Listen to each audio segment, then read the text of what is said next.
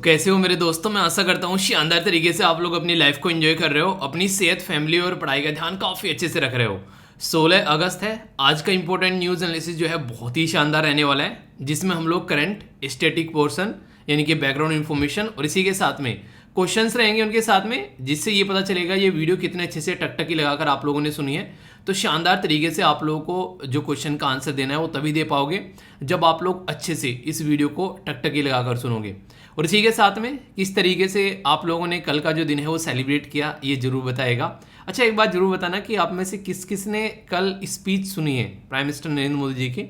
ये यस या फिर नो के उसमें बताना कि यस हाँ सुनी है, नो या नहीं सुनी है। और जिस किसी ने नहीं सुनी है, आप लोगों से रिक्वेस्ट है यार, एक बार आप लोग जरूर सुनिएगा, ठीक है। क्योंकि आप लोगों को पता होना चाहिए एक तरीके से हमारे देश में किस तरीके से जो सोचा जा रहा है अपने देश को डेवलप करने का, उसके बारे में जब आप लोगों के माइंड में एक थॉट रहेगा तो आप लोग भी उसमें पार्टिसिपेट कर पाओगे। वरना अगर आप लोग ही पार्टिसिपेट नहीं करोगे, जो यंग यूथ है, तो फिर देखिए जो सोचा जाता है जो गवर्नमेंट के द्वारा, पॉलिटिकल पार्टीज़ के द्वारा या फिर हम सब लोगों के द्वारा, अगर आप लोग पार्टिसिपेशन नहीं दिखाओगे तो वो हम लोग अचीव नहीं कर पाएंगे। तो ये आप लोग जरूर करिएगा, ठीक है। इसी के साथ में शानदार मोटिवेशनल कोटेशन है आज के। बोला गया कि वक्त से लड़कर जो नसीब बदल दे, इंसान वही जो अपनी तकदीर बदल दे। आप लोगों ने अक्सर सुना होगा, ये सुना क्या है आप लोगों ने अक्सर गांव मतलब अपने घरों में कई बार नहीं, एक घर वाले कई बार ताने दे देते हैं कि कैसे पड़े हो, इसको साफ कर लो, कि कुत्ता भी पूंछ मार के बैठता है, ऐसे ही पड़े रहते हो पूरे दिन। तो यानी कि इंसान की जैसी ज़िंदगी चल रही है ना, अगर उसी तरीके से आप लोग ज़िंदगी को एंजॉय कर रहे हो, उसमें कोई चेंज नहीं कर रहे हो, टाइम के हिसाब से अपने आप को बदल नहीं रहे हो, तो फिर एक तरीके से काफ़ी पीछे आप लोग छूट जाते हो और फिर अपने ऊपर आप लोग अपने कहीं ना कहीं जो कैपेबिलिटी है उस पर क्वेश्चन मार्क लगाने लगते हैं। तो हमेशा ज़िंदगी में जब भी आप लोगों को लगे कि यार ये ज़िंदगी में सही चीज़ नहीं चल रही है, तो उसको बदलने की ताकत रखो।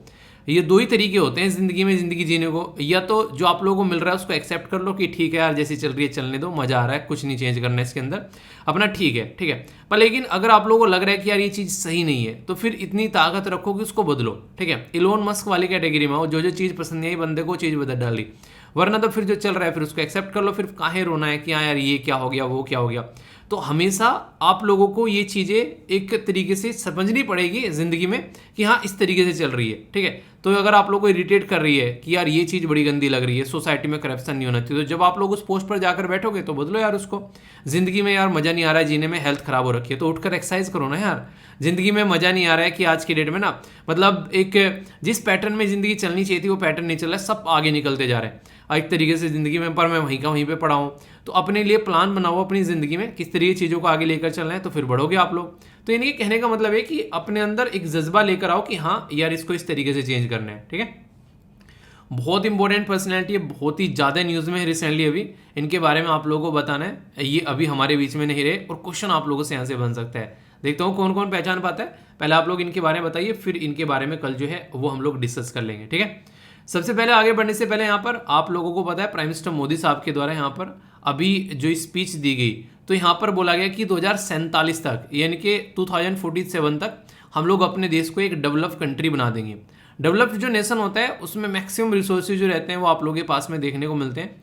इसी के साथ में एक तरीके से आप लोग बोल सकते हैं कि एक नहीं कहते, काफ़ी प्रोडक्टिव लाइफ जी रहे होते हैं एजुकेशन के फील्ड में, हेल्थ के फील्ड में। और इसी के साथ में आज की डेट में हम लोग जब इस डेवलप पोजीशन पर पहुंच जाएंगे तो दूसरी कंट्री हमारे ऊपर बहुत ज़्यादा डिपेंडेंट हो जाएगी। पर लेकिन इसके लिए ये आसान काम नहीं होता, एक प्रोसीजर के थ्रू होकर गुजरना पड़ेगा। और प्राइम मिनिस्टर मोदी साहब के द्वारा यहाँ पर ये जो 5 जो रिजोल्व्स दिए गए हैं, 5 जो प्रण दिए गए हैं यहाँ पर, जिनको 5 प्रण के ये बोला गया कि आने वाले टाइम में हम लोग को आज़ादी की जो एक तरीके से जब 2047 में हम लोग 100वीं सालगिरह सेलिब्रेट कर रहे होंगे, तो अपने देश को हम लोग को एक डेवलप नेशन बनाना है। तो ये एक काफ़ी बड़ी मुहिम आप लोग बोल सकते हो। पर लेकिन इसमें इनके द्वारा कुछ बातें भी बोली गई कि देखो अचीव तो हम लोग कर लेंगे पर क्वेश्चन मार्क है। क्वेश्चन मार्क है तो दो चीज़ें क्वेश्चन मार्क है जिनका काफ़ी एक तरीके से सोसाइटी पर नेगेटिव इम्पैक्ट पड़ता है। एक तो है करप्शन। करप्शन ना यार जड़ों को खोखला कर बना देता है देश की। आप लोगों को क्या लगता है, यस या फिर नो?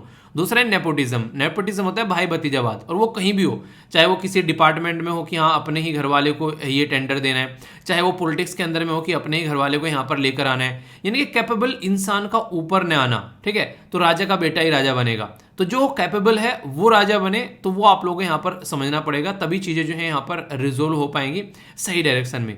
तो ये बातें यहाँ पर बोली गई है। तो जो पांचों की पांचों पॉइंट यहाँ यहाँ पर इनके द्वारा बोले गए, मोदी जी के द्वारा, वो मैंने यहाँ पर आप लोगों के लिए लिखे हैं। ठीक है, सबसे पहले तो रिजोल्व की बात की जा रही है ऑफ डेवलप इंडिया। तो यानी कि आप लोग ये समझ सकते हैं कि जब तक हर एक भारतीय इसके बारे में संकल्प नहीं लेगा कि हम लोगों को अपना देश जो है वो विकसित देश बनाना है, एक डेवलप कंट्री बनाना है, तब तक वो नहीं बनेगा। तो सबको मिलकर काम करना पड़ेगा और विकसित भारत का एक संकल्प लेना पड़ेगा। दूसरा, जो कॉलोनियल माइंडसेट के साथ में हम लोग चले आ रहे हैं, यानी कि जो अंग्रेजों के द्वारा यहाँ पर एक माइंडसेट क्रिएट किया गया था, उससे हम लोग को दूर हटना पड़ेगा। ठीक है, और इसी के साथ में जो हमारी लेगेसी है उसके ऊपर प्राइड फील करना पड़ेगा हम लोग को। ठीक है, अपनी यूनिटी को यहाँ पर स्ट्रेंथन करना पड़ेगा। जरा जरा सी बात पर हम लोग लड़कर बैठ जाते हैं, हिंदू मुस्लिम सिख ईसाई में हम लोग बटे रहते हैं, तो उससे थोड़ा सा ऊपर उठना पड़ेगा। ठीक है, और हर एक सिटीजन को अपनी ड्यूटी जो है वो एक तरीके से रेस्पॉन्सिबिलिटी से निभानी पड़ेगी। और साथ ही साथ यहाँ पर प्राइम मिनिस्टर हो चाहे चीफ मिनिस्टर हो, उनको भी इन्होंने ले लिया साथ में। यानी कि ऐसा नहीं कि सिटीजन का मतलब ये हो गया आम सिटीजन है, सबको मिलकर यहाँ पर काम करना पड़ेगा, तभी हम लोग एक सही डायरेक्शन में चीज़ों को लेकर बढ़ पाएंगे। यानी कि कहने का मतलब यार ये है कि हर एक इंसान को कंधे से कंधा मिलाकर यहाँ पर चलना पड़ेगा, तभी जो चीज़ें हैं वो हम लोग यहाँ पर कर पाएंगे अच्छे से। ठीक है, इसी के साथ में यहाँ पर आप लोगों को पता है जय जवान जय किसान का जो नारा दिया गया था वो लाल बहादुर शास्त्री जी के द्वारा दिया गया था। जब यहाँ पर इसमें जय विज्ञान ऐड किया गया तो वो अटल बिहारी वाजपेयी जी के द्वारा ऐड किया गया था। अब जय अनुसंधान ये प्राइम मिनिस्टर मोदी जी के द्वारा इसमें ऐड किया गया है। तो अनुसंधान का मतलब होता है रिसर्च एंड इनोवेशन। तो यानी कि याद रखिएगा, जय जवान जय किसान था वो था लाल बहादुर शास्त्री जी के द्वारा बोला गया था। उसमें फिर यहाँ पर जय विज्ञान जो ऐड कर दिया गया था अटल बिहारी वाजपेयी जी के द्वारा। अभी यहाँ पर उसमें ऐड कर दिया गया है जय अनुसंधान यानी कि रिसर्च एंड इनोवेशन, तो वो प्राइम मिनिस्टर मोदी जी के द्वारा उसमें ऐड किया गया है। तो ये एक ऐसा पैटर्न है जब इसको हम लोग फॉलो करके चलेंगे तो अपनी जो जिंदगी में खासकर अगर बात करें अपनी कंट्री को उस पोजीशन पर ले जा पाएंगे जहां डिजर्व करती है हमारी कंट्री जाना। ठीक है, तो ये बातें हैं, तो इसके बारे में आप लोग आइडिया रख सकते हैं। पॉइंट्स कम से कम आप लोग याद रखिएगा। अरे हाँ, स्टार्टिंग में जो वीडियो देखी वो माइंड से निकल गई यार। देखो जिंदगी में ना जब अपने देश के बारे में बातें आती है तो मतलब आप लोग ये देखोगे वो वीडियो ना कल वायरल हो रही थी। बोला गया कि दिमाग नहीं है तो क्या हुआ, दिल है जो भारत के लिए धड़कता है। यानी कि एक जो इंसान है उसको पता नहीं है, थोड़ा सा माइंड जो है उन्हें तो कई बार प्रेशर में आके डिप्रेशन में आके इंसान जो होता है थोड़ा इधर उधर हो जाता है, पर लेकिन फिर भी झंडा लेकर अपनी लाइफ को जो है वो एक तरीके से एंजॉय कर रहा है। तो ये चीज़ें आप लोग यहाँ से समझ सकते हैं कि प्यार अलग चीज़ होता है, ठीक है, दिमाग अलग चीज़ होता है। आप लोगों ने अक्सर देखा होगा कई सारे लोग ऐसे होते हैं जो कि ज़िंदगी में ना जो लगता है कि हाँ इनका दिमाग जो है चल गया किसी रीजन की वजह से, पर फिर भी अगर उनको अपनी मम्मी के पास रखा जाए तो वो कंफर्टेबल फील करते हैं। तो वो प्यार की एक कनेक्टिविटी होती है यार। तो वो चीज़ें आप लोग समझ सकते हैं। तो मुझे पर्सनली काफ़ी अच्छी लगी, मुझे लगा कि आप लोगों के साथ में शेयर करूँ। मुझे क्या, बस आप लोगों ने शेयर किए, वैसे तो ये मुझे सेंड की गई थी तो उसमें मैंने देखी। ठीक है, इसी के साथ में एक आर्टिकल आप लोगों को यहाँ पर देखने को मिलेगा। ये है 107 मेडल जो हैं वो आर्म फोर्स के लिए यहाँ पर दिए गए। ठीक है, तो यहाँ पर ये आप लोगों को गैलेंट्री अवार्ड देखने को मिलेंगे, इसके बारे में मैं आप लोगों से बात करूँगा। और यहाँ पर देखिए ये ऐसे अवार्ड होते हैं जो कि आप लोगों को देखने को मिलते हैं कहीं ना कहीं जो हमारी कंट्री के जो वीर योद्धा होते हैं जिन्होंने अपना कॉन्ट्रीब्यूशन दिया होता है, तो उसको भी यहाँ पर रिकॉग्नाइज ये करते हैं। ठीक है, तो इसके बारे में यहाँ पर आप लोगों से बात की जाए अगर, तो ये आप लोगों से क्वेश्चन भी मैं पूछता हूँ यहाँ पर, जो कि आप लोगों से क्वेश्चन की फॉर्म में बन सकता है। जैसे परमवीर चक्र हो गया, बोला गया हाईएस्ट अवार्ड है वॉर टाइम गैलेंट्री। ठीक है, तो जो वॉर टाइम गैलेंट्री अवार्ड इसको बोला गया है। कीर्ति चक्र जो है वो हाईएस्ट अवार्ड है, ये पीस टाइम गैलेंट्री अवार्ड। ठीक है, तो यानी कि ये क्वेश्चन ये कई बार एग्जाम में इस तरीके से बन चुके हैं। कौन सी स्टेटमेंट करेक्ट है ये आप लोग इसका आंसर दो, फिर मैं आप लोग को एक्सप्लेन करता हूं ताकि आप लोग इसको समझ पाओ। ठीक है, प्रॉपर समझेंगे, वीडियो को पॉज कर आप लोग आंसर देना, फिर देखते हैं क्या क्या होता है इसके बारे में सही आंसर। ठीक है, बताइए आंसर क्या है। तो सही आंसर आप लोग यहाँ पर इसका बी देखने को मिलेगा। अभी आप लोगों को बताता हूँ। जैसे गैलेंट्री अवार्ड के बारे में बात करते हैं कि किसी के द्वारा बहादुर एक तरीके से अपना जो शौर्य दिखाया गया है किसी टाइम पर किसी पोजीशन में, तो यहाँ पर एक तो होता है वॉर टाइम और एक होता है पीस टाइम, यानी कि एक तो युद्ध के मैदान में और एक नॉर्मल जो सोसाइटी में रहते हैं उस टाइम पर। तो जो युद्ध के मैदान में दिखाया जाता है उसमें आप लोगों को परमवीर चक्र मिलता है जो कि हाईएस्ट होता है, महावीर चक्र मिलता है दूसरे नंबर पर और वीर चक्र मिलता है तीसरे नंबर पर।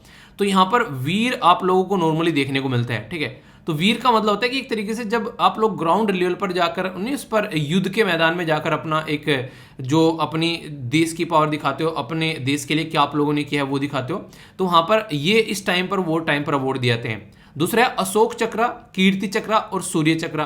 तो ये आप लोगों को देखने को मिले पीस टाइम पर सोसाइटी में क्या इंप्रूवमेंट किया है। तो इसके बारे में कई बार क्वेश्चन भी आप लोगों से पूछे जाते हैं, तो इनके बारे में आप लोग याद रखिएगा। कई बार अगर आप लोगों को क्वेश्चन पूछे जाए तो कंफ्यूजन नहीं होना चाहिए। ठीक है, तो यहाँ पर ये आप लोगों के सामने है। तो जो पूछा गया यहाँ पर, तो परमवीर चक्र जो है वो बोला गया कि वॉर टाइम गैलेंट्री अवार्ड है। ठीक है, तो ये यहाँ पर आप लोगों को देखने को मिलेगा। तो यहाँ पर कौन सी स्टेटमेंट करेक्ट है? क्वेश्चन में इसमें चेंज था थोड़ा सा, इसमें इनकरेक्ट पूछना था एक्चुअली, ठीक है। तो यहाँ पर इसको चेंज कर लेना आप लोग। तो इनकरेक्ट क्या यहाँ पर कीर्ति चक्र है, कीर्ति चक्र बोला गया हाईएस्ट, हाईएस्ट यहाँ पर क्या है अशोक चक्र है, ठीक है। तो ये आप लोग याद रखिएगा। तो इसको थोड़ा सा करेक्ट कर लेना, पीपीटी में करेक्ट हो जाएगा ये, ठीक है। तो क्वेश्चन ऐसे कई बार आप लोगों से एग्जाम में बन जाते हैं। और ये जो अवार्ड होते हैं प्रेसिडेंट ऑफ इंडिया के द्वारा यहाँ पर दिए जाते हैं, ठीक है। तो एक बेसिक इन्फॉर्मेशन है।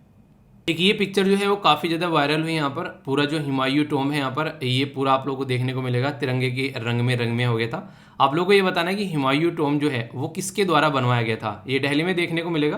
पिक्चर बिल्कुल ऐसी लगती है जैसे कि ताजमहल है, ताजमहल का एक प्रारूप आप लोगों को देखने को मिलता है बेसिकली इसके अंदर। ये एक ऐसा आर्टिकल है जो बहुत ज़्यादा आप लोगों को न्यूज़ में देखने को मिलेगा। तो ये इंटरनेशनल रिलेशन के पॉइंट ऑफ से आप लोग इसको यहाँ पर देख सकते हैं। ये काफ़ी ज़्यादा कंट्रोवर्शियल विजिट बन गई है। चाइना का एक जहाज आ रहा है और यहाँ पर कई सारे लोग यहाँ पर ये बोल रहे थे कि ये नहीं आएगा, फिर बोला जा रहा है कि अभी वापस आ रहा है। तो यहाँ पर अभी जो श्रीलंका है उसके ऊपर काफ़ी प्रेशर बन गया है। ये हम्बनटोटा पोर्ट पर आप लोगों को आता हुआ नजर आएगा। नाम क्या है इसका? नाम है इसका युआन वैंग 5। तो सबसे पहले तो नाम आप लोग याद रखिएगा। पर लेकिन अभी यहाँ पर कई सारे लोग ये बोल रहे हैं कि इंडिया की यहाँ पर हार होगी। तो यहाँ पर इंडिया की हार नहीं है, बेसिकली इंडिया से ना वैलिड क्वेश्चन पूछे गए, इंडिया से और इसी के साथ में यूएसए से, ठीक है। तो यहाँ पर अरे हाँ, एक मुहिम और चल रही है कि इंडिया के नाम को लेकर कई बार बातें की जा रही है कि इंडिया का नाम जो है वो इंडिया से हटाकर भारत या फिर हिंदुस्तान होना चाहिए। यानी कि या तो इंडिया या फिर भारत या फिर हिंदुस्तान। अगर मैं इनको बोलूँ यहाँ पर 1, 2 और 3, तो आप लोग कौन से को प्रेफर करेंगे? यानी कि इंडिया का नाम इंडिया ही सही लगता है, या फिर भारत होना चाहिए, या फिर हिंदुस्तान होना चाहिए, ठीक है। तो आप लोगों को क्या लगता है, मतलब कि कौन सा नाम जो है वो सबसे सही आप लोगों को लगता है? मतलब मुझसे पर्सनली पूछोगे तो मुझे पर्सनली सबसे अच्छा जो लगता है वो भारत लगता है, ठीक है। भारत एक तरीके से ना एक मतलब फीलिंग्स ही आती है पूरा, ठीक है। तो आप लोगों को देखने को मिलेगा। आप लोग बताइए आप लोग कौन सा मतलब यहाँ पर नाम सजेस्ट करेंगे 1, 2, 3 में। बाकी यहाँ पर क्या था देखिए, जो ये शिप यहाँ पर आने वाला था पहले, ये 11 तारीख को आने वाला था, पर लेकिन यहाँ पर ये बोला कि एक जासूसी करने वाला शिप है, तो यहाँ पर इसको रोकना चाहिए। तो यूएसए ने और इंडिया ने पूरा प्रेशर डाला श्रीलंका के ऊपर। श्रीलंका ने बोला कि यार इसको लेकर यहाँ पर मत आना, ये एक जासूसी शिप है, तो उसको आने के लिए यहाँ पर मना कर दिया 11 तारीख को। तो यहाँ पर ये इंडियन ओशन के अंदर ही घूमने लगा गोल गोल यहाँ पर। फिर यहाँ पर क्या हुआ, चाइना ने ये बोला कि यार ये तो हद हो गई, मतलब हम्बनटोटा पोर्ट जो है वो हम लोगों ने खरीद रखा है, एक तरीके से दहेज में हम लोगों को मिल गया श्रीलंका से, और हम लोग यहाँ पर शिप नहीं ले जा सकते अपना ही। तो यहाँ पर चाइना ने सीधा सीधा क्वेश्चन पूछा, अच्छा यार ये बताओ तुम हमें यहाँ लाने क्यों नहीं दे रहे हो यहाँ पर ये। तो श्रीलंका तो बेसिकली यूएसए और इंडिया की बातें बोला था कि इसलिए नहीं लाने दे रहा है कि ये एक जासूसी शिप है। तो चाइना ने ये पूछा कि अच्छा ये बताओ ये जासूसी शिप आप लोगों को लग रहा है, क्या कोई ऐसा आज तक ऐसा प्रूफ कोई हमको दिखा सकता है कि हम लोगों ने ऐसा कोई शिप से या फिर कहीं पर दुनिया में इस तरीके से किसी ने किसी शिप से जासूसी की है? अगर कोई ऐसे प्रूफ है तो हमको दिखाओ। तो ये श्रीलंका से पूछा, किसने? ये पूछा यहाँ पर चाइना ने।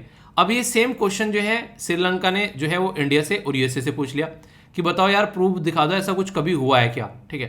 तो यहाँ पर ये बोला गया, तो यूएसए और इंडिया के द्वारा इसका कोई रिटर्न रिप्लाई यहाँ पर नहीं किया गया। तो इसकी वजह से अब यहाँ पर फिर श्रीलंका ने यहाँ पर मजबूर होकर अलाउ कर दिया। रीजन इसके पीछे कई सारे हैं। श्रीलंका को आईएमएफ से जो है वो लोन चाहिए, जिसके बेस पर इसकी जो खस्ता हालत हो रखी है वो थोड़ी सुधर सकती है। और वो जो लोन है वो आईएमएफ ने ये बोला है कि तब देंगे जब चाइना से जो तुमने लोन ले रखा है उसको रीस्ट्रक्चर किया जाए। इसका मतलब क्या होता है? इसका मतलब ये होता है कि अगर पता चला आईएमएफ ने यहाँ पर लोन दे दिया श्रीलंका को, और श्रीलंका ने क्या किया, चाइना को वो लोन चुका दिया हमारे से पैसा लेकर आईएमएफ से। आईएमएफ तो डेवलपमेंट के लिए पैसा देता है, पर लेकिन उसने अपना लोन चुकाने के लिए यूज कर लिया, तो इसलिए आईएमएफ यहाँ पर पैसा देने के लिए तैयार नहीं है। ये पहले आप लोग ऐसे स्ट्रक्चर चेंज करो ताकि वो आईएमएफ वाला पैसा जो है वो चाइना की झोली में न जाए यहाँ से। चाइना ये बोला है कि मैं रीस्ट्रक्चर उसको तब करूंगा पहले जब तुम मेरी बात मानोगे। तो श्रीलंका के ऊपर प्रेशर यहाँ पर काफी ज्यादा इस पर्टिकुलर मुद्दे को लेकर यहाँ पर बन गया है। पर लेकिन एक बैलेंस बनाना पड़ेगा श्रीलंका को, क्योंकि अभी रिसेंटली इंडिया के द्वारा गिफ्ट किए जा रहे हैं यहाँ पर जो डोइनर एयरक्राफ्ट है तो श्रीलंका, जिससे कि यहाँ पर आप लोग देखते हैं इसको नहलाया जा रहा है यहाँ पर। तो ये भी चीज़ें आप लोगों को देखने को मिलेगी।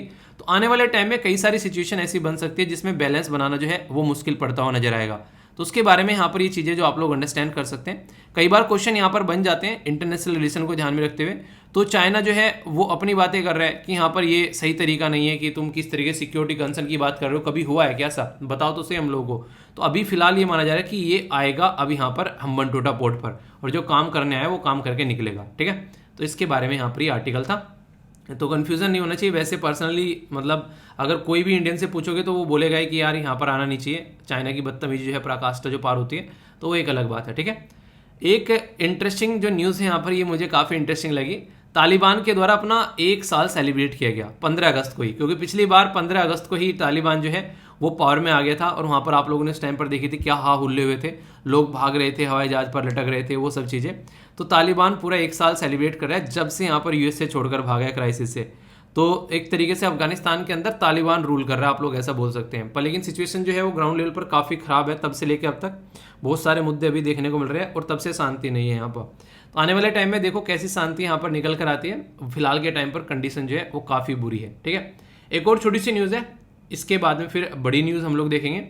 आंग सांग सुई की को जो है यहाँ पर 6 साल के लिए जेल में डाल दिया गया है, ठीक है। ये एक नोबेल प्राइज़ विनर पर्सनैलिटी है, पर लेकिन यहाँ पर आर्मी रूल कर रही है म्यांमार के अंदर, तो इनको जो है जेल के अंदर डाल रखा है। नोबेल प्राइज़ देखिएगा आप लोग जाकर इनको कब मिला था, ये यहाँ पर एक तरीके से इनके बारे में आप लोगों को एक हल्का सा आइडिया होना चाहिए, ठीक है। और चाइना जो है मिलिट्री ड्रिल के लिए हरकतें करता जा रहा है, तो वो ताइवान को लेकर उसके ऊपर गुस्सा करता जा रहा है। तो वो छोटी छोटी सी न्यूज़ है यहाँ पर ये। बाकी अब डिटेल में देखेंगे कुछ और न्यूज़ जो कि काफ़ी इंपॉर्टेंट है, क्वेश्चन जो पूछा जाएगा उनके आंसर भी आप लोगों को देने हैं, ठीक है। काफ़ी अच्छा आर्टिकल है यहाँ पर आ रही है, ये ऑल इंडिया रेडियो के द्वारा भी और पीआईबी के द्वारा भी और हिंदू के द्वारा भी यहाँ पर ये कवर किया गया। काफ़ी डिटेल में कवर करूंगा इस आर्टिकल को, क्योंकि काफ़ी सारी बेसिक इन्फॉर्मेशन आप लोगों को जानने को मिलेगी। और ऑलरेडी यूपीएससी जो है वो यहाँ से ऐसे क्वेश्चन पूछ चुकी है। 2019 में यूपीएससी के द्वारा क्वेश्चन पूछा गया अटल इनोवेशन मिशन के बारे में। तो इस तरीके से मिले जुले क्वेश्चन आप लोग यहाँ पर बनते हैं, तो इसके बारे में हम लोग जानेंगे। एक क्वेश्चन आप लोगों के लिए बनाया गया है यहाँ पर जो कि आप लोगों को फायदा पहुंचाएगा। नीति आयोग के द्वारा रिलीज किया गया यहाँ पर, यह है delta ranking for aspirational district. तो यहाँ पर उसी के बारे में क्वेश्चन है यहाँ पर। तो इसमें जो 5 डेवलपमेंटल एरिया हैं उसमें से कुछ यहाँ पर मेंशन कर रखे हैं, तो आप लोगों को सही आंसर यहाँ पर बताना है। अभी जो पूरा टॉपिक मैं यहाँ पर कवर करूंगा उसका बेसिक जो थीम है वो आप लोगों को पता रहेगा, तो आप लोग चीज़ों को अंडरस्टैंड कर पाएंगे। ये किस सिलेबस के पार्ट में आप लोग कनेक्ट करके देख सकते हैं, तो यूपीएससी प्रीलिम्स, इसी के साथ में जीएस पेपर 2 जो गवर्नमेंट की पॉलिसीज हैं उसके साथ में आप लोग यार इसको कनेक्ट करके देख सकते हैं। देखिए सबसे बड़ी बात यह है, आप लोग क्या है, अगर आप लोग किसी जॉब के लिए तैयारी कर रहे हैं तो आप लोग एक एस्पायरेंट है, यानी कि आप लोग इच्छुक हैं कि आप लोग को जिंदगी में आने वाले टाइम में आप लोगों को जॉब मिले। तो यहाँ पर बेसिक पर्पज क्या रहता है आप लोगों का कि यहाँ प्रिपरेशन करनी है, जॉब लेनी है, यार अपने घर वालों को एक तसल्ली भरी जिंदगी दिलानी है। तो एक तरीके से आप लोग अपनी जो पथ पर प्रदर्शित होकर आगे बढ़ रहे हैं, अपनी जिंदगी में मेहनत कर रहे हैं। कुछ ऐसा ही नाम यहाँ पर दिया गया जब हमारी कंट्री में ये दिया गया कुछ उन डिस्ट्रिक्ट को, जो डिस्ट्रिक्ट जो है वो काफ़ी पीछे रह गए, जिनको अब तक डेवलपमेंट के पाथ पर नहीं डाला गया है। तो ताकि नाम थोड़ा सा सुनने में ऐसा लगे कि हाँ बढ़ रहे हैं, प्रोग्रेसिव है, एक पॉजिटिव थॉट के साथ में पॉजिटिव वर्ड जब ऐड किए जाते हैं तो वो एक अच्छा पॉजिटिव रिजल्ट देते हैं। तो आप लोग भी, अगर आप लोगों को लगता है आज का दिन बेकार रहा, तो आप लोग बोलो कि आज का दिन यार बड़ा बेकार रहा।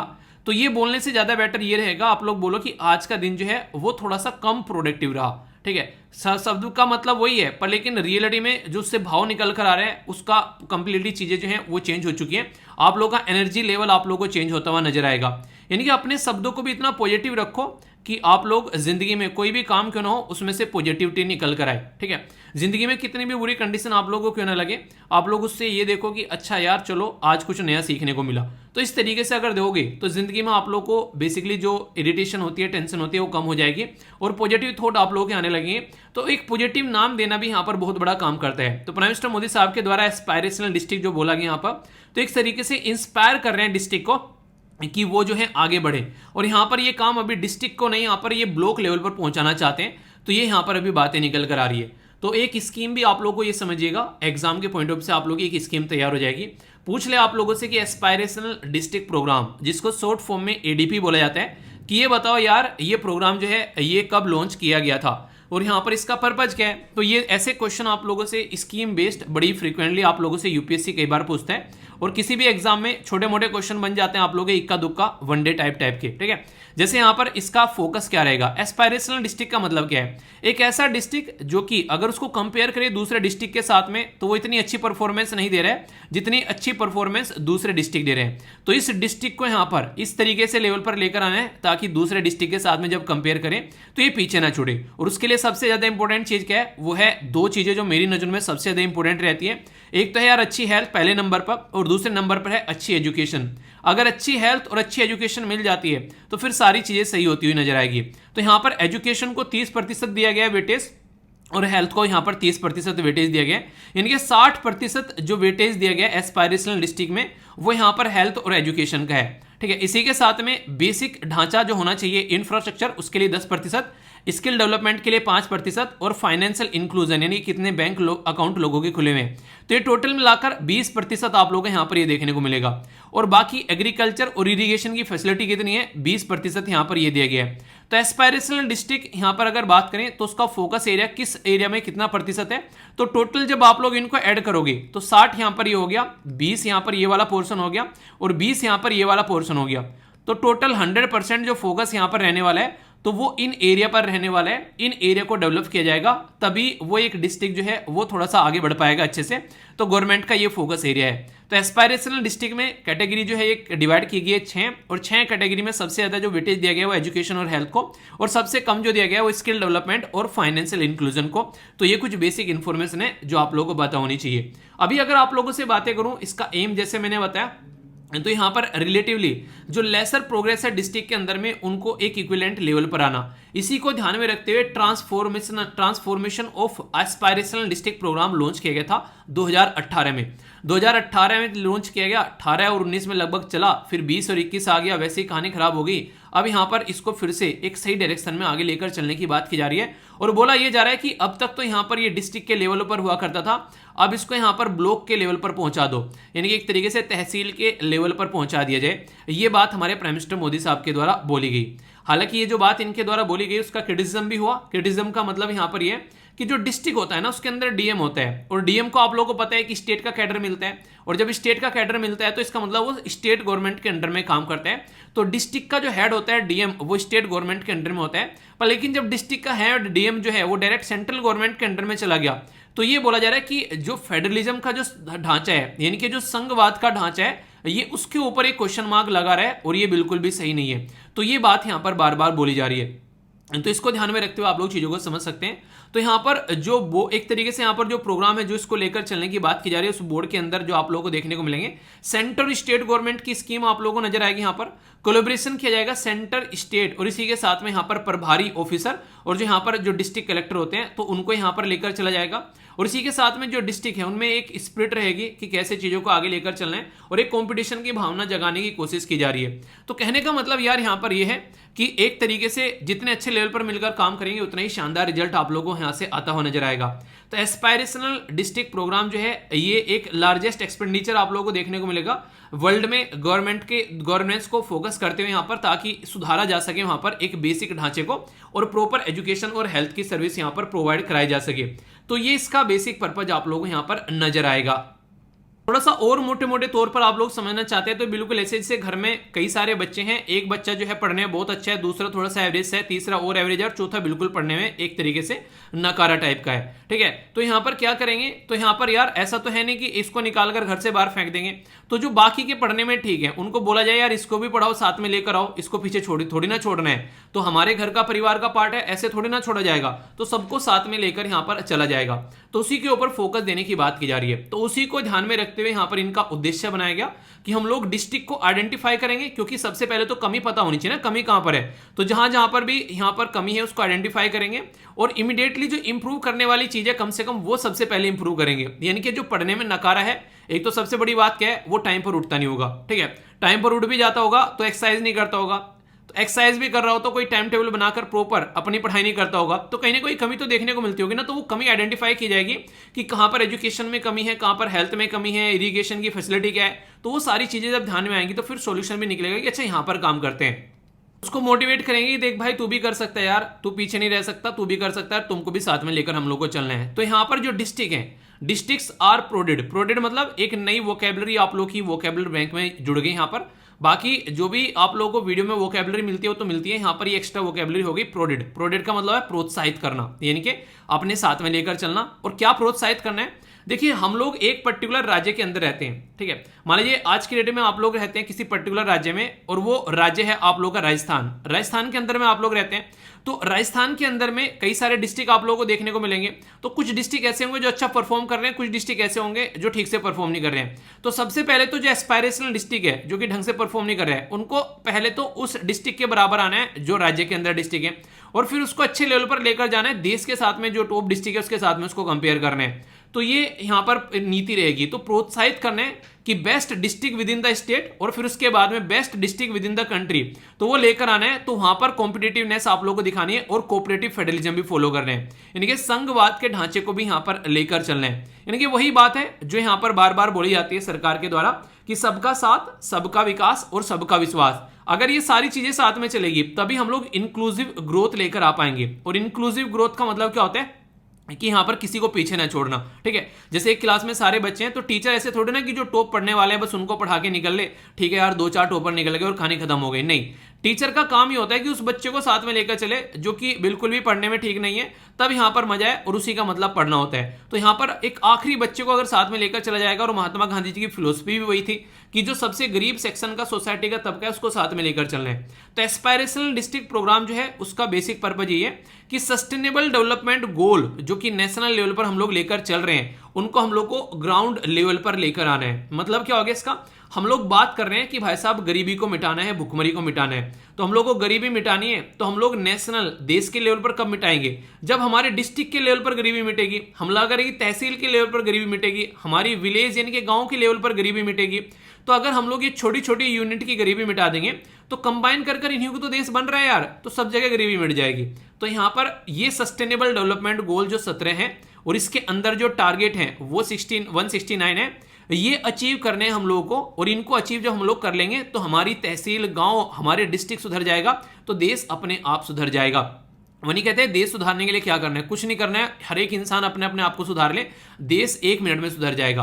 तो भुखमरी को खत्म करना है, यहाँ पर अच्छी हेल्थ देनी है, क्वालिटी एजुकेशन आप लोगों को देनी है, जेंडर इक्वलिटी के बारे में बात की जा रही है। इसी के साथ में यहाँ पर जो क्लीन वाटर और सैनिटेशन के बारे में बात की जा रही है, और ये आप लोगों को पता ही है 13वां, 14वां, 15वां, ये मैंने आप लोग कई बार बताए। तो ये सारे मैच करने के लिए आ जाते हैं। सस्टेनेबल सिटीज बनाएंगे हम लोग 11वें नंबर पर, ठीक है। तो ये सारी चीजें हैं, अगर आप लोग को ये याद नहीं हो रही है तो आप लोग सस्टेनेबल डेवलपमेंट गोल के नाम से सर्च कर लेना बाय वीर। एक छोटी सी वीडियो बना रखी है, बहुत सारे बच्चे उसको देख भी चुके हैं, उसमें थोड़ी ट्रिक भी बता रखी है मैंने याद करने की। और अभी आप लोगों ने यूपी पीसीएस का पेपर देखा होगा, 2 question direct sustainable development goal से आप लोग आए रखे हैं वहां पर। तो ये बहुत ही इंपॉर्टेंट पोर्सन है यार, इग्नोर नहीं कर रहे हैं। अगर इग्नोर करोगे तो फिर फालतू में आप लोग जो है परेशान हो गए कि एग्जाम में यार ये क्वेश्चन छूट गया। तो इसलिए यहां पर सस्टेनेबल डेवलपमेंट गोल को लोकल लेवल पर लेकर जाना है, ताकि हर एक लेवल पर यहां पर इनको हम लोग इंप्लीमेंट कर सके। तो ये बेसिक चीजें हैं यहां पर। अब यहां पर अगर पूछ ले आप लोगों से एस्पायरेशनल डिस्ट्रिक्ट से रिलेटेड यहां पर जो रैंकिंग है वो कौन रिलीज करता है, तो नीति आयोग रिलीज करता है डेल्टा रैंकिंग। इसका नाम डेल्टा रैंकिंग रखा गया है, और ये एस्पायरेशनल डिस्ट्रिक्ट को असेसमेंट करती है उनकी परफॉर्मेंस कैसी चल रही है। और परफॉर्मेंस का बेसिस क्या है यहां पर, तो मैंने अभी आप लोगों को यहां पर बताया, health, nutrition, education, agriculture, water resources, financial inclusion, skill development और बेसिक इंफ्रास्ट्रक्चर। तो ये टोटल ढांचे आप लोगों को यहां पर देखने को मिलेंगे, जिसके ऊपर यहां पर काम किया जाता है कि इनमें परफॉर्मेंस कैसी है। और इनकी परफॉर्मेंस देखकर यहां पर यह लगाया जाता है कि यहां पर बेसिकली उस पर्टिकुलर डिस्ट्रिक्ट की परफॉर्मेंस कैसी है। तो परफॉर्मेंस अगर देखेंगे यहां पर परफॉर्मेंस खेलेंगे तो सारी चीजें जो है वो सुधरती हुई नजर आएंगी। हर एक चीज के कुछ अच्छी चीजें होती हैं, कुछ बुरी चीजें होती हैं, तो यहां पर उसी के बारे में आप लोगों से बात की जा रही है। कई सारे चैलेंज आप लोगों को देखने को मिलेंगे, जैसे सबसे बड़ा जो रोग क्या कहेंगे लोग, सबसे बड़ा रोग पैसा कहां से लाएंगे लोग, यानी कि सबसे बड़ी बात होती है बजट। तो बजट ढंग से मिल जाए तो चीजें अच्छे से चल पड़े, ठीक है। सबसे बड़ी बात ये होती है कि लोगों तक पैसा नहीं पहुंच पाते हैं, अच्छे लोगों के हाथ में पैसा नहीं जाता है, गलत लोगों के हाथ में जल्दी पैसा जाते हैं। तो इन सफिशिएंट बजटरी रिसोर्सेज, तो जब पैसा नहीं होगा तो उसको इंप्लीमेंट कैसे किया जाएगा, तो सबसे बड़ी दिक्कत तो यहां पर ही देखने को मिलेगी। कोऑर्डिनेशन की कमी आती है, कहीं हेल्थ अच्छी हो रही है तो कहीं एजुकेशन अच्छी हो रही है, कहीं हेल्थ बुरी हो रही है तो कहीं एजुकेशन बुरी हो रही है। तो हर एक डिपार्टमेंट कोऑर्डिनेशन करके जब साथ में चलेगा तभी पूरा डिस्ट्रिक्ट जो है वो हम लोग सुधार पाएंगे। इसी के साथ में डेटा के बारे में बात की जा रही है, हाई क्वालिटी जो यहाँ पर अगर बात करें जो एडमिनिस्ट्रेटिव डेटा है वो अगर मिलेगा तो ही यहाँ पर चीजें प्रॉपर वे में चल पाएगी। यानी कि आप लोगों ने देखा होगा, मैंने एक आर्टिकल आप लोगों से डिस्कस किया था कि महाराष्ट्र के अंदर शुगर प्रोड्यूस तो हो रही है, पर लेकिन कुछ एरिया में जो शुगर का प्रोडक्शन हो रहा है उसको काउंट ही नहीं कर रहे हैं, उसका डेटा ही नहीं है। तो ये चीजें आप लोगों को देखने को मिलती है, जिसकी वजह से दिक्कतें निकल कर आती है। तो बेसिक पर्पज यहाँ पर यह कि डेटा भी अच्छा रहे, रैंकिंग मेथड में भी कई कमी आती है नजर, और कई क्वालिटी ऑफ एजुकेशन के ऊपर भी यहाँ पर क्वेश्चन मार्क उठाते हैं। जो भी स्कीम आती है वो प्रॉपर इंप्लीमेंट नहीं की जाती है। तो यहाँ पर इसके चलते यहाँ पर जरूरी है कि उसको समझे हम लोग। तो इंपैक्ट अगर देखा जाए एस्पायरेशनल डिस्ट्रिक्ट प्रोग्राम का, तो डिसेंट्रलाइज और एक तरीके से डिसेंट्रलाइजेशन ऑफ डेवलपमेंट, यानी कि एक इंसान के हाथ में काम नहीं देकर, जैसे कि मैं आप लोगों को बोल दूं कि आप लोग योगा दिवस पर क्या करें, अपना हर एक लेवल पे अगर आप लोगों को लगे कि अपने अपने घर में कम से कम अपने मम्मी पापा बाबा दादी जो भी आप लोग के साथ में आप लोग रहते हैं उनको भी आप लोग बोलो कि अब से आप लोग भी योगा करना स्टार्ट करो, आप लोग की हेल्थ जो है अच्छी रहेगी। तो आप लोग क्या कर सकते हैं, अपने अपने लेवल पर काम कर सकते हैं। तो ये एक तरीके से डिसेंट्रलाइजेशन करना हो गया काम का, ठीक है।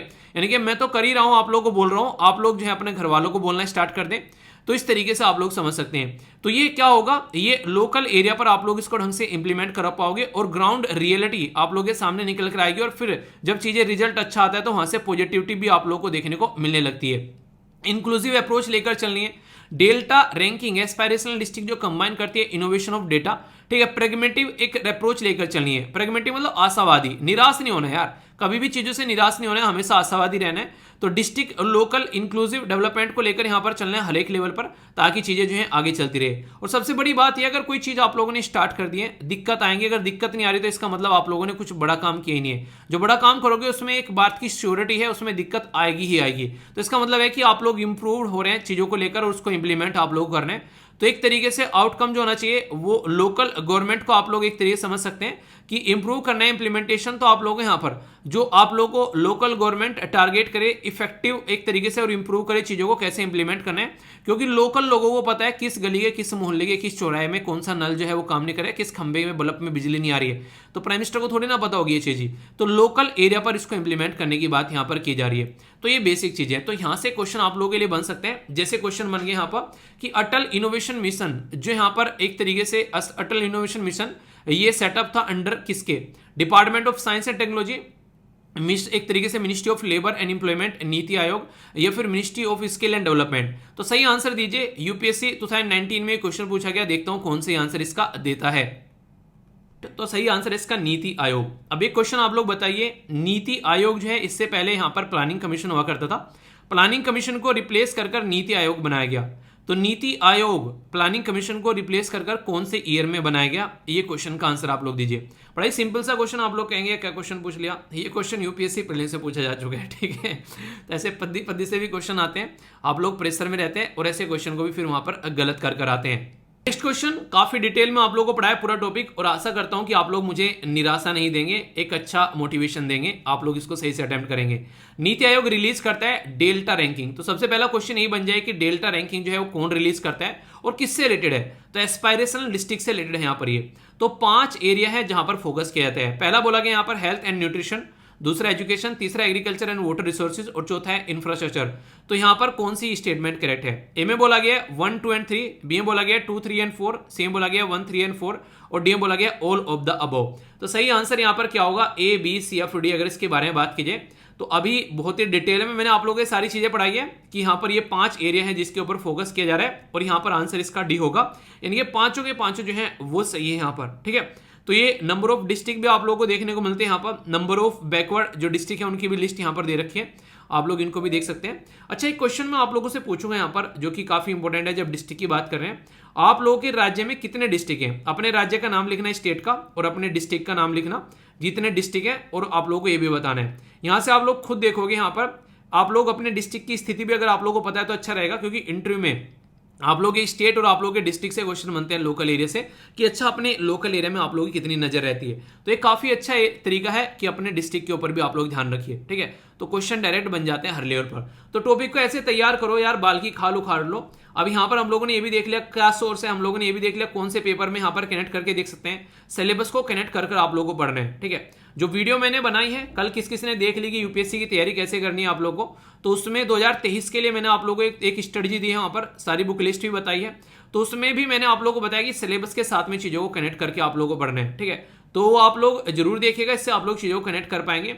तो यहाँ पर एस्पायरेशनल डिस्ट्रिक्ट प्रोग्राम के बारे में पूरा डिटेल में समझ लिया, क्या क्या तरीका है, सारी चीजें समझ ली, और कहाँ पर इंप्रूव करना है। तो इससे रिलेटेड यूपीएससी में क्वेश्चन पूछे गए जो इस तरीके की स्कीम से, वो भी बता दिया, और एक क्वेश्चन आप लोगों के लिए फॉर्मेशन किया गया वो भी है। तो आंसर क्या हो गया? आंसर इसका डी हो गया। ये एक ऐसा टॉपिक है जिसमें मैं अच्छा खासा टाइम लेने वाला हूं और बैकग्राउंड इन्फॉर्मेशन के साथ में डिस्कस करने वाला हूं। जीएस पेपर 1 और इसी के साथ में एंसेंट हिस्ट्री के साथ में आप लोग इसको कनेक्ट करके देख सकते हैं। करंट प्लस स्टैटिक का मिक्सचर आप लोगों को यहाँ पर देखने को मिलेगा, जिससे लंबे समय तक भी आप लोग इसको याद रख पाएंगे। रिसेंटली कोई एग्जाम देने जा रहे हैं, फिर आगे कोई एग्जाम दोगे तो वहां पर भी आप लोगों से क्वेश्चन पूछा जा सकता है। अभी हुआ क्या, यहाँ पर आप लोगों को एक साइट देखने को मिलेगी हरियाणा में हिसार डिस्ट्रिक्ट के अंदर में, जिसका नाम है यहाँ पर राखीगढ़ी। ठीक है, तो ये एक पर्टिकुलर जो साइट है जो यहाँ पर कई बार न्यूज में भी रहती है, यहाँ पर जब खुदाई करते हैं तो रिसेंटली अभी यहाँ पर जब खुदाई के टाइम पर यहाँ पर तो ये फिर से यहाँ पर न्यूज में आ गई है। इस साइट के बारे में तो मैं आप लोगों से बातें करूंगा ही करूंगा। इसके चलते यहाँ पर हम लोग हड़प्पा के बारे में बहुत सारी बातें यहाँ पर जानेंगे, जिससे कि आप लोग इसको अच्छे से कनेक्ट कर पाओगे। तो राखीगढ़ी कहां पर है? तो ये अगर आप लोग ऑप्शनल सब्जेक्ट रखते हैं हिस्ट्री का, तो उसमें तो आप लोगों के डायरेक्ट क्वेश्चन पूछे जाते हैं मेंशन करने के लिए, इवन मैप के अंदर भी आप लोगों को बताइए यहाँ पर कि कहां पर ये लोकेटेड है। तो आर्कियोलॉजिकल सर्वे ऑफ इंडिया के द्वारा यहाँ पर इसके अंदर जब खुदाई की गई तो कई सारी स्ट्रक्चर यहां से निकल कर आई, और एक तरीके से इसको ज्वेलरी मेकिंग यूनिट का नाम दिया जा रहा है कि यहां पर हो सकता है कि पुराने टाइम पर ज्वेलरी बनाई जाती थी, तो उसके बारे में बात की गई। तो ये कौन कर रहा है? ये कर रहा है आर्कियोलॉजिकल सर्वे ऑफ इंडिया। तो इसके चलते यहां पर लगभग 3 महीने का लॉन्ग फेज एक्सकवेशन का यानी कि एक तरीके से खुदाई का प्रोग्राम यहां पर चला, और उसको अभी कंप्लीट किया गया है। तो 3 महीने की खुदाई के बाद में यहां पर ये कंक्लूजन इनके द्वारा निकाला गया है। तो हवा में बातें तो नहीं कर रहे हैं, कम से कम एक प्रॉपर स्टडी के थ्रू यहां पर ये बातें की जा रही हैं। और ये जो स्टडी की गई यहाँ पर आप लोगों को कई सारे कॉपर के गोल्ड ज्वेलरी, इसी के साथ में टेराकोटा टॉयज, ये सारी चीजें यहाँ से देखने को मिली, और यहाँ पर मिट्टी के बर्तन भी, और कई सारी सील, जैसे ठप्पा लगा देते हैं, सील लगा दी कि हाँ ये पर्टिकुलर चीज है। तो पुराने टाइम पे जब व्यापार किया करते थे तो ठप्पा लगाया करते थे, तो इस तरीके कई सारी सील्स भी यहाँ पर देखने को मिली। यहाँ पर अभी आर्कियोलॉजिकल जो साइट है यहाँ पर राखीगढ़ी के अंदर, ये लोगों को भी एक्सेसिबल की जाएगी ताकि लोग जो है इन चीजों के बारे में अंडरस्टैंड कर सकें, और फ्यूचर में विजिटर के लिए इसको फ्रेंडली बनाने की भी कोशिश की जाएगी ताकि लोग जो है हिस्ट्री को जान सकें। यहाँ पर डीएनए सैंपलिंग के लिए भी कई सारी चीजें कलेक्ट की गई हैं। खासकर अगर बात करें तो लोगों के स्केलेटन जो होते हैं, यानी कि स्केलेटन के बारे में बात की जाए तो आप लोग कुछ ऐसे कंकाल देखने को मिलेंगे। तो ये जो कंकाल है यहाँ पर ये सारे निकाले गए, क्योंकि ये स्केलेटन जो होते हैं इनसे पता लगाया जा सकता है इंसान के बारे में कि किस तरीके की इंसान की स्ट्रक्चर हुआ करती थी। कई सारी चीजों का पता यहाँ पर चल जाता है। ठीक है, उस टाइम पर हिस्ट्री कैसी हुआ करती थी। तो बेसिक ये फंडा आप लोगों को देखने को मिलेगा। बेसिक एक तरीके से सॉल्यूशन निकालने की कोशिश की जाती है जो पुराने टाइम की प्रॉब्लम है, ताकि हिस्ट्री को और ज्यादा रिफाइंड हम लोग कर सकें, और ज्यादा रिफाइंड वे में हम लोग हिस्ट्री को अंडरस्टैंड कर सकें कि उनकी फूड हैबिट कैसी हुआ करती थी, क्या क्या वो लोग खाया करते थे। ठीक है, तो पुराने टाइम पर यहाँ पर क्या क्या चीजें थी उनको अंडरस्टैंड करने की कोशिश की जाती है। आप लोगों ने हिस्ट्री पढ़ी होगी, हिस्ट्री में काफी इंपॉर्टेंट एक स्टार्टिंग में टॉपिक निकल कर आता है कि सोर्सेज ऑफ हिस्ट्री क्या है। तो कहीं खुदाई के बारे में बात की जाती है, कहीं किताबों के बारे में बात की जाती है, कहीं आप लोगों को किसी शिलालेख के बारे में बातें की जाती है। तो ये हिस्ट्री के सोर्सेज हैं जहां जहां से हिस्ट्री हम लोग जानते हैं, वरना कोई कहानी थोड़ी ना सुना रहा आप लोगों को आके कि हिस्ट्री में ये चीज थी, हिस्ट्री में ये चीज थी। ये सारे कोई ना कोई सोर्सेज हैं जिसने कहीं ना कहीं पढ़े, इनको किताबों में लिखा है, कहीं ना कहीं खुदाई में मिले हैं, किसी के द्वारा कहीं पर किसी दीवार पर उकेर दिए गए हैं। तो इस तरीके से यहाँ पर इसके बारे में हम लोग जान पाते हैं। तो ये हिस्ट्री का पार्ट होता है, और जैसे जैसे हम लोग की चीजें पता चलती रहती है वैसे वैसे हिस्ट्री जो है चेंज होती रहती है। जो कहते हैं ना कि हिस्ट्री चेंज नहीं होती है, हिस्ट्री भी चेंज होती है, वैसा जैसे जैसे आप लोग को चीजों का पता चलता रहता है। एग्जैक्ट लोकेशन अगर आप लोग यहाँ पर इस साइट का देखना चाहेंगे तो ये राखीगढ़ी आप लोगों को हिसार हो गया, यहाँ पर ये हरियाणा हो गया, तो यहाँ पर आप लोग को देखने को मिलेगी एग्जैक्ट ये लोकेशन आप लोगों के सामने राखीगढ़ी साइट की। ये पहले इतनी फेमस नहीं हुआ करती थी, रिसेंटली अभी कुछ ज्यादा फेमस हो गई है। जब यहाँ पर 1997 में इनका नाम था यहाँ पर अमरेंद्र नाथ। ठीक है, तो अमरेंद्र बाहुबली। ठीक है, तो उस तरीके से याद रख लेना। ये फॉर्मर डायरेक्टर थे आर्कियोलॉजिकल सर्वे ऑफ इंडिया। तो यहाँ पर इनके द्वारा खुदाई की गई, काफी डिटेल में यहाँ पर चीजों का पता लगाया गया, और उससे फिर चीजों को आगे अंडरस्टैंड किया गया, तो वहां से चीजें काफी ज्यादा सामने निकल कर आई। तो ये आर्कियोलॉजिकल सर्वे ऑफ जो इंडिया है उसके हेड थे, तो यहाँ पर इसके चलते काफी आसानी से इस प्रोजेक्ट को आगे लेकर चल पाए। राखीगढ़ी लार्जेस्ट हड़प्पा साइट है इंडियन सब कॉन्टिनेंट के अंदर में, तो इसके चलते भी इसकी इंपोर्टेंस जो है वो कुछ ज्यादा ही यहाँ पर बढ़ जाती है। आप लोग समझ सकते हैं यहाँ पर, तो इसके चलते लोग जो है और ज्यादा जानने के लिए उत्सुक हो जाते हैं। ऐसा नहीं है कि हम ही लोग इसके बारे में पढ़ रहे हैं, इंटरनेशनल लेवल पर भी रिकॉग्नाइज हो चुकी है आज की डेट में। अगर बात करें सबसे पहले तो ये याद रखिए कि 5000 साल पुराना है भाई साहब ये स्ट्रक्चर जो आप लोगों को देखने को मिल रहे हैं, यहाँ पर जो चीजें निकल कर आ रही हैं। तो इसके चलते हम लोग ये समझ पा रहे हैं कि आज की डेट में भी यहाँ पर कहीं ना कहीं चीजें जो है वो हम लोग कंटिन्यू कर पा रहे हैं, कनेक्ट कर पा रहे हैं। इस एरिया में लोग रहते हैं आज के डेट में, हम लोग उनको अंडरस्टैंड कर पा रहे हैं। जो यहाँ पर रिवर के बारे में बात की जाती है, तो ये रिवर आप लोग याद रखिएगा, ये साइड जो है ये है सारा, ये है बेसिकली। देखिए आप लोगों से क्या होता है, अभी आप लोगों में कई सारी रिवर के नाम बताऊंगा और फिर यहाँ पर इनको मैच करके भी हम लोग देखेंगे, जो कि कई बार क्वेश्चन भी पूछा जा चुका है। यहाँ पर देखिएगा, जैसे कि यहाँ पर तो अभी आप लोगों को एक रिवर के बारे में बता रहा हूँ, ठीक है। सरस्वती रिवर का प्लेन जो है वहां पर आप लोगों को देखने को मिलेगा, जो कि लगभग घाघर रिवर से यहाँ पर 27 किलोमीटर आप लोगों को दूर नजर आएगी। पर लेकिन रियलिटी में अगर बात करें तो ये क्वेश्चन बन चुके हैं। Indus valley civilization Indus river पर है। इजिप्टियन सिविलाइजेशन जो आप लोगों को इजिप्ट के अंदर जो देखने को मिलती है वो नाइल रिवर पर बसी हुई है। इसके पीछे एक फैक्ट मैं आप लोगों को बताऊंगा अभी। मेसोपोटामिया जो है यहाँ पर ये टिग्रिस या फिर इसको यूरोफेट रिवर भी आप लोग बोलते हैं। चाइनीज सिविलाइजेशन जो है ये हुआंग जो हो रिवर है उसके किनारे पर आप लोगों को देखने को मिलेगी। देखिए सिविलाइजेशन जो थी पुराने टाइम पर जब यहाँ पर लोग जाकर बसे थे वो किन एरिया में जाकर बसे थे, वहां जहां पर पानी होगा, क्योंकि पानी होगा तो अपनी डे बाय डे की जो जिंदगी है वो पूरा कर पाएंगे। अभी आप लोगों ने मोहनजोदारो नाम की मूवी देखी होगी ऋतिक रोशन की, अगर हाँ तो बताइए। उसमें आप लोगों ने देखा होगा कि वो नदी के किनारे बेसिकली रहा करते थे, ठीक है। उसके ऊपर बांध बनाया, वो सारी चीजें, और उसके बाद में गंगा के किनारे जाकर बसने लगे थे। तो ये सारी चीजें उसमें मूवी के अंदर दिखाई गई है। तो बेसिक पर्पज यहाँ पर ये होता था नदी के किनारे रहने का, कि उनकी सारी जो भी आवश्यकताएं हैं उनकी पूर्ति हम लोग कर पाते थे। मई 2012 में ग्लोबल हेरिटेज जो फंड है उसने डिक्लेयर किया कि राखी गढ़ी जो है one of the 10 most endangered heritage site है एशिया के अंदर। मतलब वो साइट जो कि खत्म होने की कगार पर पहुंच रही है। इसका क्या मतलब होता है? इसका मतलब ये होता है कि मान लो कहीं पर एक टूटी फूटी कोई स्ट्रक्चर है और वहां पर कोई इसका ध्यान नहीं रख रहा है। लोगों ने क्या किया, एक दो ईंट उठाकर ले गए, कोई और कुछ उस स्ट्रक्चर उठाकर ले गया, कोई कुछ ले गया। तो देखते ही देखते वहां पर कई सारी ऐसी स्ट्रक्चर जो है वो दिल्ली में से खत्म हो चुकी है। ये खुद यहाँ पर आर्कियोलॉजिकल सर्वे ऑफ इंडिया बोलता है कि यहाँ पर कोई ना कोई स्ट्रक्चर हुआ करती थी, वो खत्म हो चुकी है आज के डेट में। क्यों? क्योंकि उनको प्रोटेक्ट नहीं किया गया। तो प्रोटेक्शन भी काफी इंपॉर्टेंट हो जाता है, वरना चीजें जो है वो खत्म होती चली जाती है और हम लोग को पता भी नहीं चलता है। जब से यहाँ से खुदाई करना स्टार्ट किया आप लोग देखते हैं 1997 से, तो ये सारी चीजें यहाँ से मिल चुकी हैं। कहीं आप लोगों को यहाँ पर माउंट्स यानी कि जो कई सारे ऊंचे ऊंचे टीले आप लोगों ने रेत के या फिर किसी चीज के स्तूप आप लोग बोल सकते हैं वो देखने को मिलेंगे। कई सारे डेट बैक यहाँ पर और भी बहुत सारी चीजें आप लोगों को देखने को मिलेंगे 6000 7000 साल पुरानी, ठीक है। ऐसे आप लोग समझ सकते हैं। कई सारी सील्स आप लोग को देखने को मिलेगी जो कि उस टाइम पर यूज की जाती थी।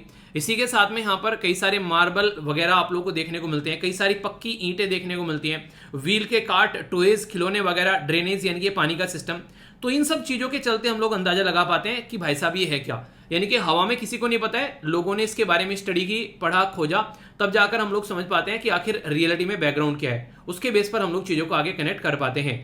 कई सारे बच्चों के मन में ये कंफ्यूजन आता है कि इंडस वैली सिविलाइजेशन भी नाम सुना है हम लोगों ने, हड़प्पा सिविलाइजेशन भी नाम सुना है। आखिर दोनों में डिफरेंस क्या है यार, ये तो बता दो एक मिनट। इसमें डिफरेंस कोई ज्यादा बड़ी बात है नहीं। नॉर्मली क्या होता है आप लोगों ने देखा भी होगा कि जिसके बारे में हम लोग जानते हैं ना, घर में कोई बड़ा इंसान है वो फेमस है कि ये ना फुलाने के परिवार से आते हैं, ढिमकाने के परिवार से आते हैं। एक बाबा दादा का कोई, ताऊ जी का कोई नाम था, तो उसके हिसाब से चीजें चलती रहती हैं। तो उसी के नाम पर चीजें आप लोग देखने को मिलते हैं। इंडस वैली सिविलाइजेशन भी ऐसे ही यहां पर चली। तो हड़प्पा सिविलाइजेशन इसका नाम इसलिए दिया गया क्योंकि जो फर्स्ट साइट थी जिसकी खुदाई की गई 1921 में यानी कि 1921 में, और ये क्वेश्चन कई बार पूछे जा चुके हैं। दयाराम साहनी जी थे जिनके द्वारा यहां पर खुदाई की गई थी 1921 में। तो इसके बारे में आप लोग यहां पर याद रख सकते हैं। ये बेसिकली सबसे पहली साइट थी जिसके चलते यहां पर इसके बारे में कई बार क्वेश्चन भी आप लोगों से बनता है, ठीक है। तो ये काफी इंपॉर्टेंट है यहां पर, जो कि याद रखिएगा। इसी के साथ में अगर बात करें, ये जो है सिविलाइजेशन, इसको ब्रोंज एज भी हम लोग बोलते हैं। ब्रोंज एज मतलब यानी कि तांबे वाली एज, क्योंकि यहां पर कॉपर प्लस स्टोन, इसीलिए इसको यहां पर बेसिकली चालकोलिथिक भी बोलते थे, क्योंकि Cu और प्लस स्टोन यानी कि पत्थर यहां पर देखने को मिलता था। तो ये देखने को मिलेगा। ब्रोंज सिविलाइजेशन इसको बेसिकली कॉपर की वजह से बोलते थे। तो ये इसके सारे नाम आप लोगों को देखने को मिलते हैं। इसमें भी अगर बात की जाए आप लोगों से, काफी इंपॉर्टेंट है जो कि आप लोग याद रखिएगा। इसको जब बात करते हैं IVC यानी कि इंडस वैली सिविलाइजेशन के बारे में, तो सुतकोंड्रा आप लोग यहां पर देखने को मिलेगी आज के डेट में, जो बलूचिस्तान पाकिस्तान के अंदर, ठीक है। तो उस साइड में आप लोग यहां पर नजर आएगा। इसी के साथ में जब बात करते हैं आलमगीर, तो यूपी में आप लोग को देखने को मिलेगी ईस्टर्न साइड में। इसी के साथ में दायमामाद महाराष्ट्र के अंदर देखने को मिलेगी साउथ में। मांडा ये जम्मू एंड कश्मीर में देखने को मिलेगी नॉर्थ में। आखिर मैं आप लोगों को ये कहानी क्यों सुना रहा हूं कि ये यहां पर है, ये यहां पर है, इसका बेसिक पर्पज क्या है बताने का।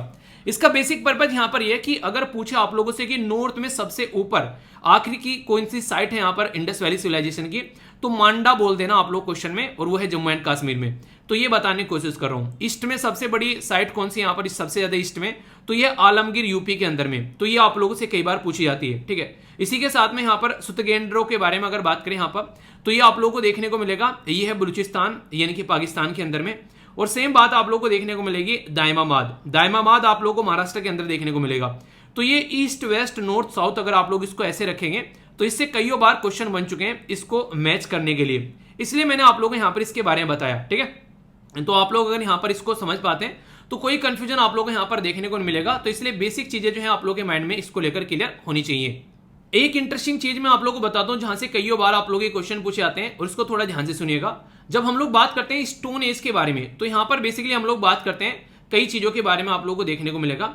एक को बोलते हैं हम लोग पैलियोलिथिक एज। तो पैलियोलिथिक जो एज होती है यहां पर, इसमें आप लोग को स्टोन का यूज देखने को मिलता है। स्टोन का यूज करते थे यहां पर एक तरीके से लोग, और फूड को गैदर किया करते थे इधर उधर घूम घाम कर, और इसी के साथ में यहां पर इसी टाइम पर जो यहां पर फायर यानी कि आग का इन्वेंशन किया गया। ठीक है, तो ये आप लोगों को देखने को मिलेगा पैलियोलिथिक एज के बारे में। इसके बाद में जब आप लोग आगे चलोगे थोड़ा सा, फिर आप लोगों को देखने को मिलेगा मीजोलिथिक एज। तो जो मीजोलिथिक एज हुआ करती थी उसमें हम लोग ट्रांजिशन के फेज में आए, यानी कि स्मॉल स्टोन यूज करने लगे। पहले बड़े बड़े पत्थर यूज करते थे, अब उन पत्थरों से हथियार बनाने लगे। ठीक है, और इसी के साथ में ट्रांजिशन फेज क्यों बोला गया इसको, क्योंकि पहले हंटर और गैदरर हुआ करते थे, अभी यहां पर फार्मिंग स्टार्ट कर दी, यानी कि खेतों में कुछ चीजों को उगाने लगे। और जब इंसान खेतों में चीजों को उगाना स्टार्ट कर देता है तो उसकी जिंदगी जो है स्टेबल हो जाती है, क्योंकि खेती एक जगह करेगा वहां पर, तो घुमक्कड़ वाली जिंदगी जो है वो यहां से खत्म होना स्टार्ट होने लगी। और जब यहां पर तीसरे फेज में आप लोग पहुंचेंगे जिसको बोलते हैं नियोलिथिक एज, तो यहां पर सबसे जो बड़ा आविष्कार हुआ वो था पहिए, यानी कि एक तरीके से यहां पर व्हील का आविष्कार, और इसकी वजह से दुनिया चेंज हो गई। पहले आप लोग समझिए एक चीज से किसी चीज को आप लोग रगड़ कर खींच कर लेकर जा रहे हैं तो जिंदगी कितनी टफ थी। अब यहां पर पहिए लगा दिए गाड़ी के अंदर में, और उसके ऊपर रखकर चीजों को आसानी से ले जा रहे हैं। पहले लोगों को आने जाने के लिए भी काफी दिक्कतें होती थी, ज्यादा सामान खींचने में दिक्कतें होती थी। अब वो जिंदगी इतनी आसान हो गई जिसकी कुछ हद नहीं है। आप लोग सोच सकते हैं आज के दिन में ट्रेन, हवाई जहाज जो उड़ता है पहले पहिया पर दौड़ता है। ठीक है, गाड़ियां चलाते हैं आप लोग, स्कूटर चलाते हैं, बाइक चलाते हैं, कुछ भी चलाते हैं, इवन बैग भी कहीं लेकर जाते हैं ट्रॉली, तो आप लोग उसमें नीचे पहिया देखते हैं। तो ये सारे जो यहाँ पर इन्वेंशन हुआ था यहाँ पर ये आप लोग को देखने को मिलेगा नियोलिथिक एज में यहां से निकल कर आया। ठीक है, तो इसके चलते यहां पर आप लोग इसको याद रख सकते हैं। फिर आप लोगों को आगे देखने को मिलेगा, इसको बोलते हैं बेसिकली कैल्कोलिथिक एज। तो कैल्कोलिथिक एज में यहां पर आप लोग को देखने को मिलेगा बेसिकली जिसमें यहां पर जो कॉपर प्लस स्टोन का यूज किया गया, इस्तेमाल किया गया। तो ये भी काफी इंटरेस्टिंग है, इसको मैंने याद किया था उस टाइम पर, एक्रोनिम बनाया था। तो यहां पर इसको याद रखते हैं आप लोग पीएम। ठीक है, पीएम हो गया, इसी के साथ में एनसी। ठीक है, तो यहां पर कुछ भी आप लोग याद रखते हैं जो भी आप लोगों को सुटेबल लगे। जैसे कि कई बार आप लोग बोल देते हैं कि एक तरीके से कि यहां पर जैसे नेशनल कांग्रेस बोल दिया। ठीक है, याद रखने के लिए ऐसे मत बोलना कि हाँ सर कांग्रेस को वो कर रहे हो। ठीक है, कई बार कई सारे आप लोग बोलते हैं, तो पीएम जो है नेशनल कांग्रेस के, ऐसे आप लोग यहां पर बोल सकते हो। क्यों है, क्योंकि जब मैंने पहली बार इसको पढ़ा था यहाँ पर उस टाइम पर जो थे यहाँ पर मनमोहन साहब की बेसिकली गवर्नमेंट थी, तो मैंने जब इसको सबसे पहली बार मैंने हिस्ट्री को उठाकर पढ़ा था। ठीक है, तो इसलिए मुझे यहाँ पर याद रहता है ये। तो यहाँ पर उस टाइम पर कि हाँ नेशनल कांग्रेस के जो है बेसिकली पीएम है यहाँ पर मनमोहन सिंह साहब, तो उस तरीके से आप लोग कनेक्ट कर सकते हैं। ठीक है, तो याद रखने का एक एक्रोनिम हो गया, कंफ्यूजन नहीं होना चाहिए बेसिकली यार एग्जामिनेशन हॉल में जब आप लोग जाकर बैठो। तो ये कुछ ऐसी बेसिक चीजें जिसके बारे में आप लोग को पता होना चाहिए। कुछ और बातें मैं आप लोग को यहाँ पर बताता हूँ जिसके साथ में आप लोग अच्छे से कनेक्ट कर पाएंगे। जैसे हड़प्पा के बारे में भी आप लोगों को पता चल गया। हड़प्पा जो है नॉर्मली आप लोगों को यहाँ पर देखने को जो मिलती है, काफी सारी इसका बड़ा पोर्शन आप लोगों को पाकिस्तान में देखने को मिलेगा। और ये जो किस रिवर के ऊपर आती है, तो ये रवि रिवर के ऊपर आती है। ठीक है, तो ये कई बार रिवर मैच करने के लिए आ जाता है। इसी के साथ में मोहनजोदारो, जो कि मैंने मूवी का भी नाम आप लोगों को बताया। ठीक है, तो ये सिंध यानी कि आप लोग यहाँ पर सिंध, और इसी के साथ में लरकाना, ये भी पाकिस्तान के अंदर आप लोगों को देखने को मिलेगा। और ये इंडस जो बेसिकली रिवर के ऊपर आप लोगों को नजर आती है। ठीक है, चानीदारों के बारे में बात करेंगे तो वो भी आप लोगों को पाकिस्तान के अंदर इंडस रिवर पर ही देखने को मिलेगी। ठीक है, सिंध के अंदर इंडस रिवर के अंदर आप लोगों को नजर आएगी। इसी के साथ में अगर बात की जाए यहाँ पर कालीबंगा के बारे में आप लोगों ने कई बार सुना होगा। कालीबंगा काफी इंपॉर्टेंट है, ये बेसिकली आप लोगों को देखने को मिलेगी जो राजस्थान के अंदर में, और घाघर रिवर। ठीक है, तो राजस्थान के अंदर और घाघर रिवर के किनारे आप लोगों को नजर देखने को मिलेगी। लोथल के बारे में आप लोगों ने कई बार सुना होगा, लोथल। ठीक है, लोथल में राइस पाए गए थे सबसे पहले, चावल। ये आप लोगों को देखने को मिलेगी अहमदाबाद के अंदर में, और ये कहां पर है, गुजरात में। और ये साबरमती रिवर के किनारे आप लोगों को देखने को मिलेगा। आलमगीर के बारे में आप लोगों को पता होना चाहिए, जो भी मैंने डिस्कस की। मेरठ में उत्तर प्रदेश में आप लोगों को देखने को मिलेगी, यूपी के अंदर में। और ये हिंडन रिवर जो है बेसिकली उसके किनारे पर आप लोगों को नजर आएंगी। तो ये ऑलरेडी ऐसे क्वेश्चन मैंने आप लोगों को यहां पर बताए जो कि कई बार आप लोगों से एग्जाम में पूछे जा चुके हैं। मैच करने के लिए आ जाते हैं, कई बार डायरेक्ट क्वेश्चन बनते हैं। तो इसीलिए मैंने बोला था कि ये एक ऐसा टॉपिक होगा जो कि मैं काफी डिटेल में आप लोगों से डिस्कस करूंगा, और कोई क्वेश्चन भी आप लोगों से पूछे तो ऐसा पढ़ाऊंगा कि क्वेश्चन का आंसर भी आप लोग दे पाओगे। तो ये बेसिक चीजें मैंने आप लोगों को यहाँ पर बताई। तो ये सारी चीजें आप लोगों को जो बताई गई हैं, ये पीडीएफ आप लोग जरूर ले लेना, टेलीग्राम पर प्रोवाइड करा दूंगा। ये आप लोगों को रिविजन कर चीजें जो है वो कम से कम याद रखनी है, ठीक है। अभी यहां पर कुछ और इंपॉर्टेंट बातें अगर बात करूं इंडस वैली सिविलाइजेशन के बारे में, तो ब्रोंज एज यहां पर बोलते थे, जिसको बेसिकली चालकोलिथिक एज मैंने बताया, ब्रोंज एज सिविलाइजेशन 1920 में, यहाँ पर 1920s में यानी कि 1921 में खुदाई स्टार्ट की गई दयाराम साहनी जी की अध्यक्षता में, और फर्स्ट सिटी यहां पर हड़प्पा रखी गई, जिसके चलते इसका नाम हड़प्पा सिविलाइजेशन बना। 1924 में यहां पर जॉन मार्शल जो थे वो डायरेक्टर जनरल थे आर्कियोलॉजिकल सर्वे ऑफ इंडिया के, तो उनके द्वारा अनाउंस किया गया यहां पर कि ये भाई साहब इंडस वैली सिविलाइजेशन है, हड़प्पा सिविलाइजेशन नहीं है। क्यों? क्योंकि इंडस रिवर के आसपास में फैली हुई यहां पर ये सिविलाइजेशन आप लोगों को देखने को मिलेगी, तो इसके नाम पर इसका नाम जो है वो इंडस वैली सिविलाइजेशन रख दिया। तो ये जो भी बातें अभी आप लोगों को बताई गई हैं, ये सारी साइट जो है वो आप लोगों के लिए पीपीटी के अंदर भी इसलिए डाल दी गई हैं ताकि आप लोग आसानी से इनको याद रख सको। तो ये बेसिक क्वेश्चन आप लोगों से एग्जाम में बन जाते हैं, और इनको थोड़ा सा नजर रखना, क्योंकि क्वेश्चन एग्जाम में नहीं छूटना चाहिए, बेसिक पर्पज मेरा ये रहता है।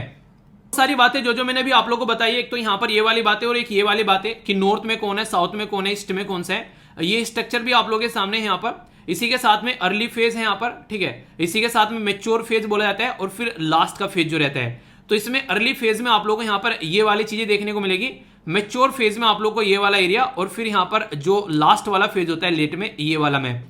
तो ये एक इस तरीके का स्ट्रक्चर आप लोगों को दिया जा रहा है ताकि आप लोग आसानी से इससे क्वेश्चन जो है वो सोल्व कर सको, ठीक है। तो मैं आशा करता हूं आप लोगों ने बहुत ही अच्छे से इस आर्टिकल को सुना है। अब कितना अच्छे से सुना है वो तो पता चलेगा जब मैं आप लोगों से क्वेश्चन पूछूंगा, उनका आंसर कितने अच्छे से आप लोग कर पाते हो। तो एक बार नजर डाल लेते हैं क्या क्या हम लोगों ने डिस्कस किया। मैंने बताया कहां से क्या क्या चीजें निकाली गई है, राखी गढ़ी के बारे में सारी बातें बताई, कुछ मैंने सोर्स वगैरह भी आप लोगों को यहाँ पर बताए, क्या क्या मुद्दे यहाँ पर मिले हैं उसके बारे में एक आइडिया आप लोगों को दिया, इंडस वैली सिविलाइजेशन के बारे में बताया, और इसी के साथ में कौन कौन सा टाइम ड्यूरेशन है वो बताया, किस नदी के किनारे पर कौन कौन सी साइट पाई जाती है उसके बारे में डिस्कस किया, इसी के बारे में बेसिक चीजें जानी, और ये पिक्चर भी मैंने आप लोगों को यहाँ पर दिखाई। अब यहाँ पर मैं आशा करता हूँ क्वेश्चन का आंसर आप लोग अच्छे से कर पाओगे। मैं पहले दोनों क्वेश्चन आप लोगों के लिए पढ़ता हूं। यूपीएससी 2013 में ये क्वेश्चन पूछा गया, और यहां पर यूपीएससी 2017 में ये क्वेश्चन पूछा गया। दोनों क्वेश्चन पढ़ने के बाद में आप लोग चीजों को समझ पाओगे कि यूपीएससी कैसे एक बार कोई क्वेश्चन पूछ लेता है, उसी की स्टेटमेंट को घुमाकर आगे भी किसी न किसी क्वेश्चन में डाल देता है, जिससे कि आप लोगों को ये बोलता जाता है कि इसीलिए यूपीएससी के पुराने क्वेश्चन पेपर आप लोग को अच्छे से अटेम्प्ट करने चाहिए। तो यहां पर बात की जा रही है, पहले समझते हैं। बात की जा रही है किसके बारे में, ये इंडस सिविलाइजेशन के बारे में बात की जा रही है। तो इंडस सिविलाइजेशन जो है उसमें बोला गया है कि कई सारे टेंपल्स वगैरह देखने को मिला करते थे, बड़े बड़े टेंपल्स वगैरह देखने को मिला करते थे। दूसरा बोला गया वर्शिप जो थी वो मेल और फीमेल दोनों डाइटीज की जाती थी, यानी कि दोनों देवताओं की, जिसमें मेल भी थे और फीमेल भी थे। तीसरा बोला गया है यहाँ पर हॉर्स थे जो कि चैरियट को ड्रोन किया करते थे बेसिकली, यानी कि बेसिकली बात की जा रही है कि एक तरीके से जो वारफेयर था, यानी कि जो युद्ध के ग्राउंड थे उनमें घोड़े यूज किया करते थे रथों को खींचने के लिए। तो ये बातें यहां पर बोली गई है। तो कौन सी स्टेटमेंट करेक्ट है? ए में बोला गया 1 और 2, बी में बोला गया 2 ओनली, सी में बोला गया 1 और 3, 1 2 3 और नन ऑफ द अबव। सही आंसर आप लोगों को बताना है। एक और क्वेश्चन पढ़ लेते हैं इसी बहाने से, फिर आप लोगों को सारी चीजें बताऊंगा डिटेल में। अभी बात की जा रही है ऋग्वेद के बारे में, यानी कि ऋग्वेदिक आर्यन और इंडस जो वैली है उसके लोगों के बारे में यहाँ पर डिफरेंस के ऊपर क्वेश्चन दिया गया है। तो यहां पर क्या बोला गया कि ऋग्वेदिक जो आर्यंस थे वो कोट वगैरह, यानी कि जो कवच वगैरह नहीं होता है एक तरीके से, वो यूज किया गए थे, हेलमेट्स वगैरह यूज किया करते थे जो एक तरीके से लड़ाई के टाइम पर। इंडस वैली सिविलाइजेशन में ऐसे कोई भी एविडेंस देखने को नहीं मिलते हैं इनके द्वारा। एक तो स्टेटमेंट ये बोली गई है।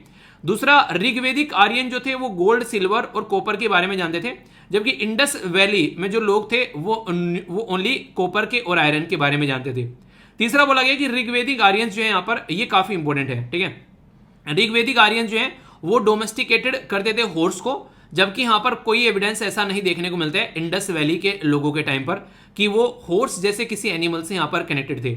अब ये जो स्टेटमेंट है, अगर आप लोग अब पहले वाला क्वेश्चन पढ़ोगे तो यहां पर क्या बोल रखा है, they employed horse drawn the chariot and the warfare. तो आप लोगों को यहां पर देखने को मिलेगा कि बड़े बड़े युद्ध होते थे, इसका मतलब तो पर, लेकिन दूसरी स्टेटमेंट में आगे चलकर बोल दिया कि यहां पर ऐसा कुछ देखने को मिलता ही नहीं था, कि ये हॉर्स के बारे में जानते भी थे। इसी के साथ में यहां पर क्या बात कर दी कि यहां पर एक तरीके से इनके द्वारा बोला गया कि बड़े बड़े लड़ाई किया करते थे, बड़े बड़े घोड़े वगैरह। यहां पर देखें बोल दिया कि कोई भी यहां पर ऐसे एविडेंस नहीं मिलते हैं कि यहां पर इस तरीके से कुछ चीजें रखा करते थे, ठीक है। तो यानी कि आप लोगों को दो क्वेश्चन है, 2013 में पूछा गया और 2017 में देखा गया, और दोनों में सिमिलैरिटी देखो आप लोग क्वेश्चन में। तो इस तरीके से बोला जाता है कि पुराने क्वेश्चन पेपर आप लोग को देखने चाहिए। आप लोग टॉपिक को अंडरस्टैंड करोगे तो आगे क्वेश्चन का आंसर दे पाओगे। इस क्वेश्चन का आंसर क्या है? इस क्वेश्चन का आंसर अगर मैं आप लोग को बताऊं, आप लोग एक बार अटेम्प्ट कर लो, जिसने भी अटेम्प्ट करना है, उसके बाद में आंसर बताता हूं। ठीक है, कर लिया अटेम्प्ट? वीडियो को पॉज करके अटेम्प्ट कर लिया करो। इसका आंसर आप लोगों को बी देखने को मिलेगा, यानी कि सेकंड स्टेटमेंट यहां पर सही है, बाकी की दोनों स्टेटमेंट जो है वो इनकरेक्ट है। यहां पर ये ना तो यहां पर कोई भी ग्रेट प्लेसेस थे, टेंपल, बड़े बड़े कोई मंदिर वगैरह आप लोगों को देखने को नहीं मिलेंगे, और यहां पर हॉर्स का भी बेसिकली यहां पर इनको ज्यादा ज्ञान नहीं था। अगर ये क्वेश्चन आप लोगों ने यहां पर पढ़ लिया और 2017 में आप लोग मान लीजिए क्वेश्चन आप पेपर देने बैठे, तो यहां पर अब आप लोग क्वेश्चन का आंसर दे पाएंगे। यहां पर सी है क्वेश्चन का आंसर। ठीक है, यानी क्या बोला गया यहां पर बोला गया है बेसिकली, क्या बोला गया है? ये बोला गया कि ऋग्वेद के जो आर्यंस थे, वो बोला गया जो ऋग्वेदिक आर्यंस थे वो गोल्ड सिल्वर इन सब चीजों के बारे में जानते थे, पर इंडस वैली नहीं। भैया वो भी जानते थे, ऐसा कैसे हो गया कि ये नहीं जानते थे? उनको भी कई सारी चीजों की नॉलेज थी। यहां पर ऐसा नहीं है कि यहां पर इन चीजों की नॉलेज नहीं थी। तो ये बातें यहां पर बोली जा रही है। ठीक है, तो ओनली कॉपर और आयरन के बारे में यहां पर बात की जा रही है, तो ये काफी इंटरेस्टिंग है। ये अलग से भी क्वेश्चन यहां पर पूछा जा चुका है एग्जाम के अंदर में। इनको बेसिकली आयरन के बारे में कोई, यानी कि लोहे के बारे में इनको कोई खबर नहीं थी। Gold, copper, silver, bronze, metal ये सारे जानते थे यहां पर, तो गोल्ड, कॉपर, सिल्वर ये सारी इनको पता थी, पर लेकिन लोहे की ज्ञात इनको नहीं था। और ये क्वेश्चन कई बार एग्जाम में पूछा जा चुका है। ठीक है, तो यहां से आप लोग देखते हैं, अभी मैंने बोला कि ये घोड़ों को डोमेस्टिकेटेड नहीं करते थे, उसके बारे में अवेयर नहीं थे यहां पर, नॉलेज ही नहीं थी यहां पर, तो सीधी सीधी स्टेटमेंट दे रखी है यहां पर। तो इस तरीके से पुराने क्वेश्चन पेपर अगर आप लोग देखोगे तो आने वाले टाइम में आप लोगों को कई सारे क्वेश्चन आप लोग सोल्व कर पाएंगे, पर लेकिन पुराने क्वेश्चन पेपर को ढंग से देखना पड़ेगा। यूपीएससी आप लोग के दिमाग से खेलती है, और आप लोग एक बार समझ गए तो फिर सारी चीजों का सोल्यूशन निकल जाएगा आगे समझ में। आई होप कि दोनों क्वेश्चन आप लोग पकड़ पाए होंगे अच्छे से, तो कोई भी डाउट आप लोग को नहीं होना चाहिए। अगर डाउट है तो बताना, उसको दूर किया जाएगा। ओके, ये जो आर्टिकल है ये डाउन टू अर्थ मैगजीन का आप लोग को यहां पर देखने को मिलेगा, और काफी इंपॉर्टेंट आर्टिकल है। थोड़ा सा ध्यान से सुनिएगा, बहुत इंपॉर्टेंट डिस्कशन इस आर्टिकल का होने वाला है, क्योंकि बेसिक इन्फॉर्मेशन में आप लोग कई सारे बताऊंगा, जिसमें कई सारे कॉन्सेप्ट आप लोगों को जानने को मिलेंगे। UPSC prelims, GS paper 3 agriculture या एनवायरमेंट के साथ में आप लोग यहां पर इसको कनेक्ट कर देख सकते हैं। बहुत सारी बेसिक चीजें आप लोगों के सामने यहां पर आने वाली है। आखिर न्यूज में क्यों है, तो बात की जा रही है एग्रो फॉरेस्ट्री के बारे में। सबसे पहले तो ये टर्म जो एग्रो फॉरेस्ट्री, इसके बारे में आप लोग को बात करूंगा। तो ग्लोबल लेवल पर यहां पर काफी ज्यादा ये यूज की जा रही है आज के डेट में। टोटल एग्रीकल्चर एरिया के साथ में और भी कई सारी चीजें कनेक्ट हो जाती हैं, और एक तरीके से कार्बन जो सिक्वेस्ट्रेशन है उसका काम करती है। आखिर ये क्या होता है इसके बारे में भी हम लोग जानेंगे। पहले आप लोग एग्रो फॉरेस्ट्री के बारे में समझिए, ठीक है, ताकि आप लोग चीजों को अच्छे से जान सके।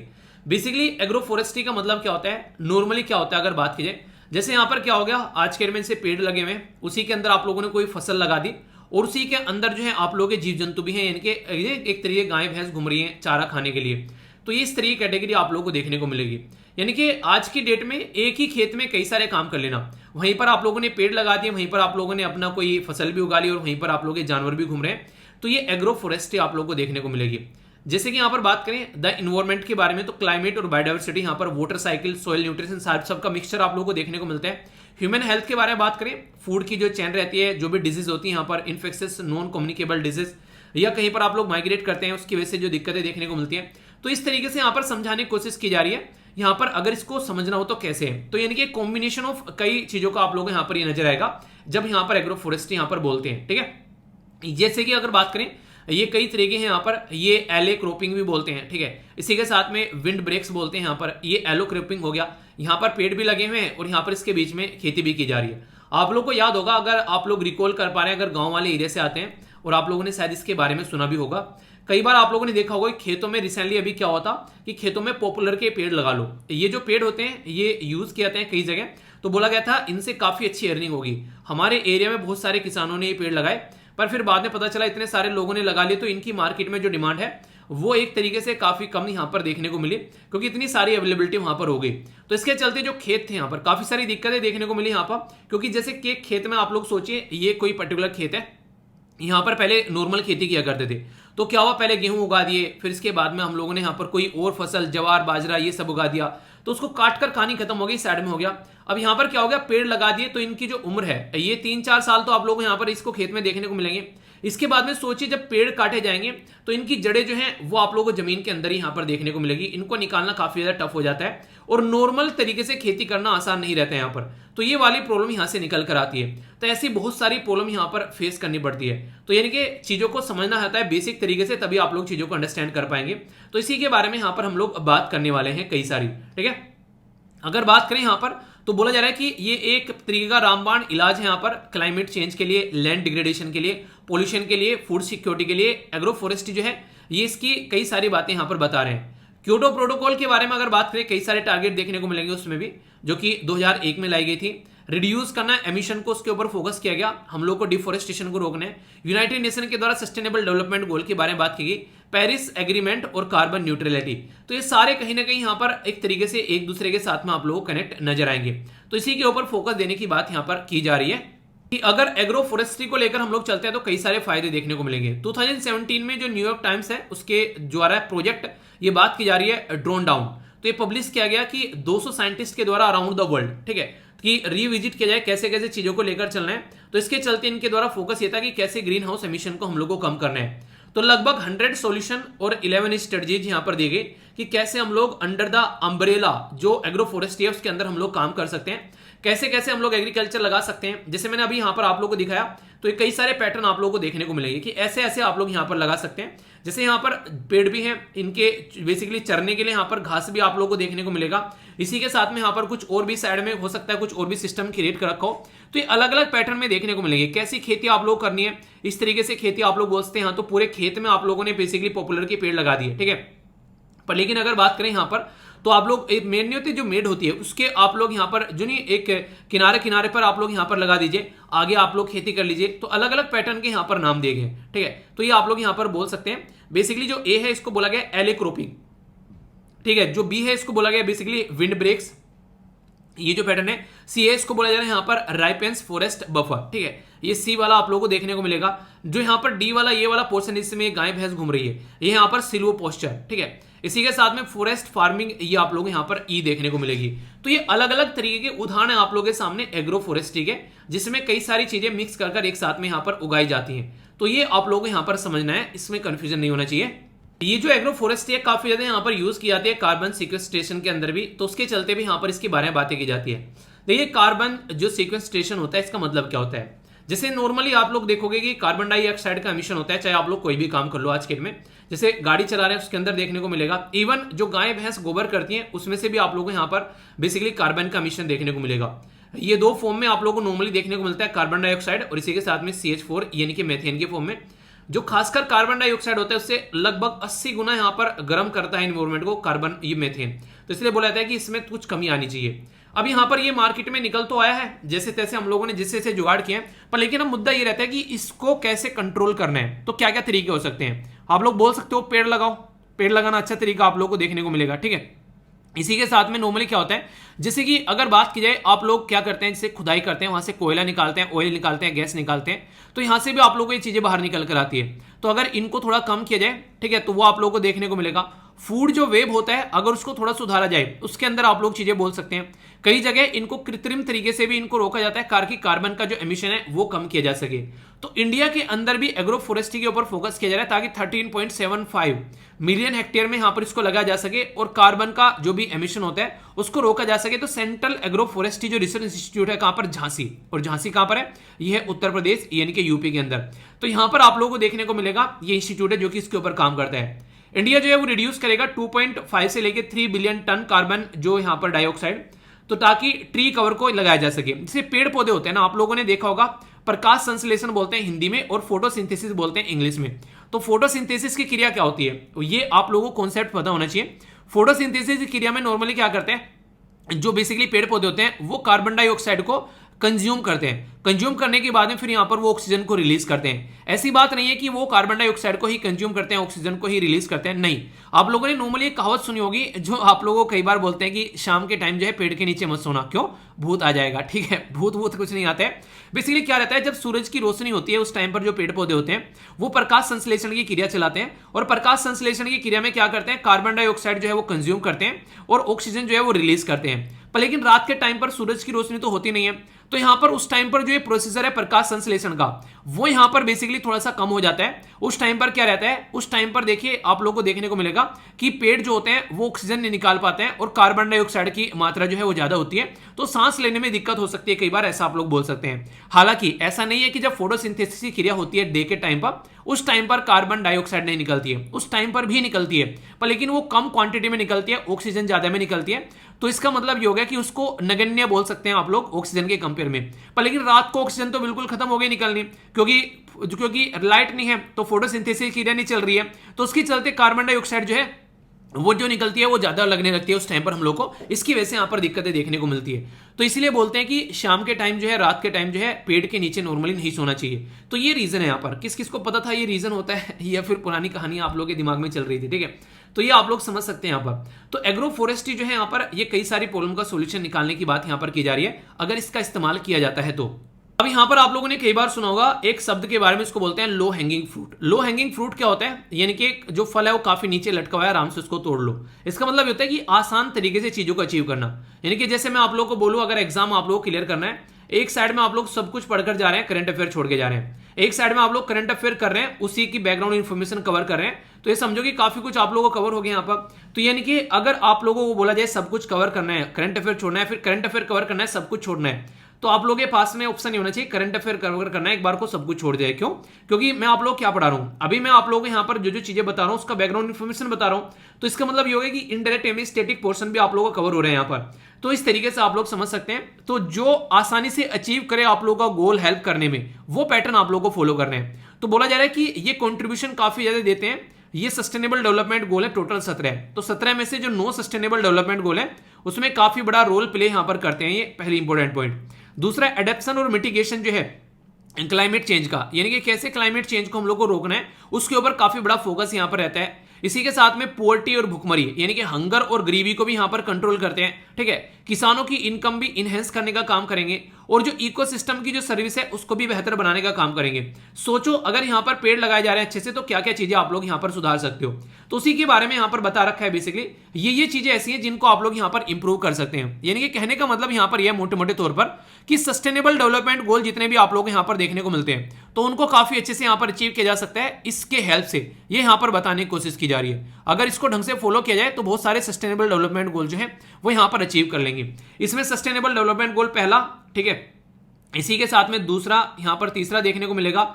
यहां पर अगर बात करें, ये 7वां हो गया, 12वां हो गया, 15वां हो गया, 13वां हो गया, 6ठा हो गया और 5वां हो गया। तो ये सस्टेनेबल डेवलपमेंट गोल आप लोगों को देखने को मिलेंगे जो कि अचीव करते हुए नजर आते हैं। यानी कि बात करूं अगर कौन कौन से के बारे में बात की जा रही है, जैसे पहला और दूसरा हो गया, भुखमरी आप लोगों की यहां पर खत्म होगी। इसी के साथ में गरीबी और भुखमरी खत्म होती है यहां पर नजर आएगी, ठीक है। इसी के साथ में तीसरा जो है यहां पर हेल्थ के ऊपर काम करेगा, क्योंकि आप लोगों ने नॉर्मली सुना होगा रिसेंटली अभी बहुत सारी ऐसी बीमारियां हैं जो फॉरेस्ट से निकल कर आती हैं आज की डेट में, उनमें से डेंगू भी आप लोगों को एक देखने को मिलेगा, ठीक है। तो इस तरीके से समझ सकते हैं, तो इसके ऊपर यहां पर काम किया जा सकता है। 5 और छठा यहां पर बेसिकली अगर बात की जाए तो यहां पर जब भी हम लोग काम करते हैं तो बात की जाती है कि यहां पर जेंडर इक्वलिटी को साथ में लेकर चलना है, ठीक है। ऐसा नहीं कि लड़के और लड़की को अलग छोड़ देना है। तो एग्रो फॉरेस्ट्री में यहां पर ये भी आप लोगों को देखने को मिलेगा, काम करेंगे दोनों अच्छे से तो चीजों को अचीव कर पाएंगे। क्लीन वाटर के बारे में बात की जाए तो फॉरेस्ट जो है काफी बड़ा रोल प्ले करते हैं जब वाटर के फील्ड में हम लोग बात करते हैं। तो ये छठा गोल आप लोगों को यहां पर देखने को मिलेगा। 7वां जो है यहां पर ये अफोर्डेबल और इसी के साथ में क्लीन एनर्जी आप लोगों को यहां से मिल जाएगी, इससे आप लोग कनेक्ट कर सकते हैं। इसी के साथ में अगर बात की जाए यहां पर तो आप लोगों को देखने को मिलेंगे जो आगे चलकर ये काफी इंपॉर्टेंट है, जिनको आप लोग 12वां, 13वां और 14वां गोल बोलते हैं। 12वां कौन सा है यहां पर, रेस्पॉन्सिबल कंजप्शन। आप लोगों ने महात्मा गांधी जी का डायलॉग सुना होगा कि एक पृथ्वी काफी है हमारी नीड को पूरा करने के लिए, पर लेकिन कई सारी पृथ्वी कम पड़ जाएंगी अगर ग्रीड यानी कि लालच को पूरा करेंगे। तो यहां पर हम लोग अपने हिसाब से प्रोडक्शन और कंजप्शन यहां पर कर सकते हैं, ठीक है। 13वां जो है यहां पर क्लाइमेट चेंज के बारे में अपने आप बात ही करता है। लाइफ बिलो वाटर 14वां देखने को मिलेंगे, और यहां पर लाइफ ऑन लैंड तो यहां पर बात कर सकते हैं। हालांकि ये जमीन के अंदर बात की जा रही है, हम लोग एग्रो फॉरेस्ट्री के बारे में बात करें तो इसको हटा सकते हैं, पर इनडायरेक्ट वे में आप लोग कनेक्ट भी कर सकते हैं। वैसे 15वां तो आप लोगों को लाइफ ऑन लैंड के बारे में बात करेगा ही करेगा। तो ये टोटल सस्टेनेबल डेवलपमेंट गोल बोला गया है कि 17 में से टोटल मिलाकर 9 ऐसे गोल हैं जिनमें एग्रो फॉरेस्ट्री जो है वो अपना कॉन्ट्रीब्यूशन यहां पर दिखाता है, ठीक है। तो यानी कि एग्रो फॉरेस्ट्री की इंपॉर्टेंस समझाने की बात आप लोगों को यहां पर की जा रही है। एग्रो फॉरेस्ट्री के बारे में कुछ बेसिक इन्फॉर्मेशन भी थी, combination agriculture, tree, forest plant, इसी के साथ में यहां पर आप लोगों को एनिमल्स ये सारे देखने को मिल जाएंगे। तो ये सारी चीजें यहां पर समझाई गई। Indian council of agriculture research जो है वो भी इसके बारे में बातें करता है। एग्रो फॉरेस्ट्री के बारे में क्या क्या बातें हैं मैंने अभी बताया आप लोगों को। यहां पर प्योर एयर देगा, फर्टाइल सोइल के बारे में बात की जा रही है, एनिमल फीडिंग के बारे में यहां पर बात की जा रही है, नाइट्रोजन फिक्सिंग के बारे में यहां पर बात की जा रही है। कई सारे मुद्दे हैं।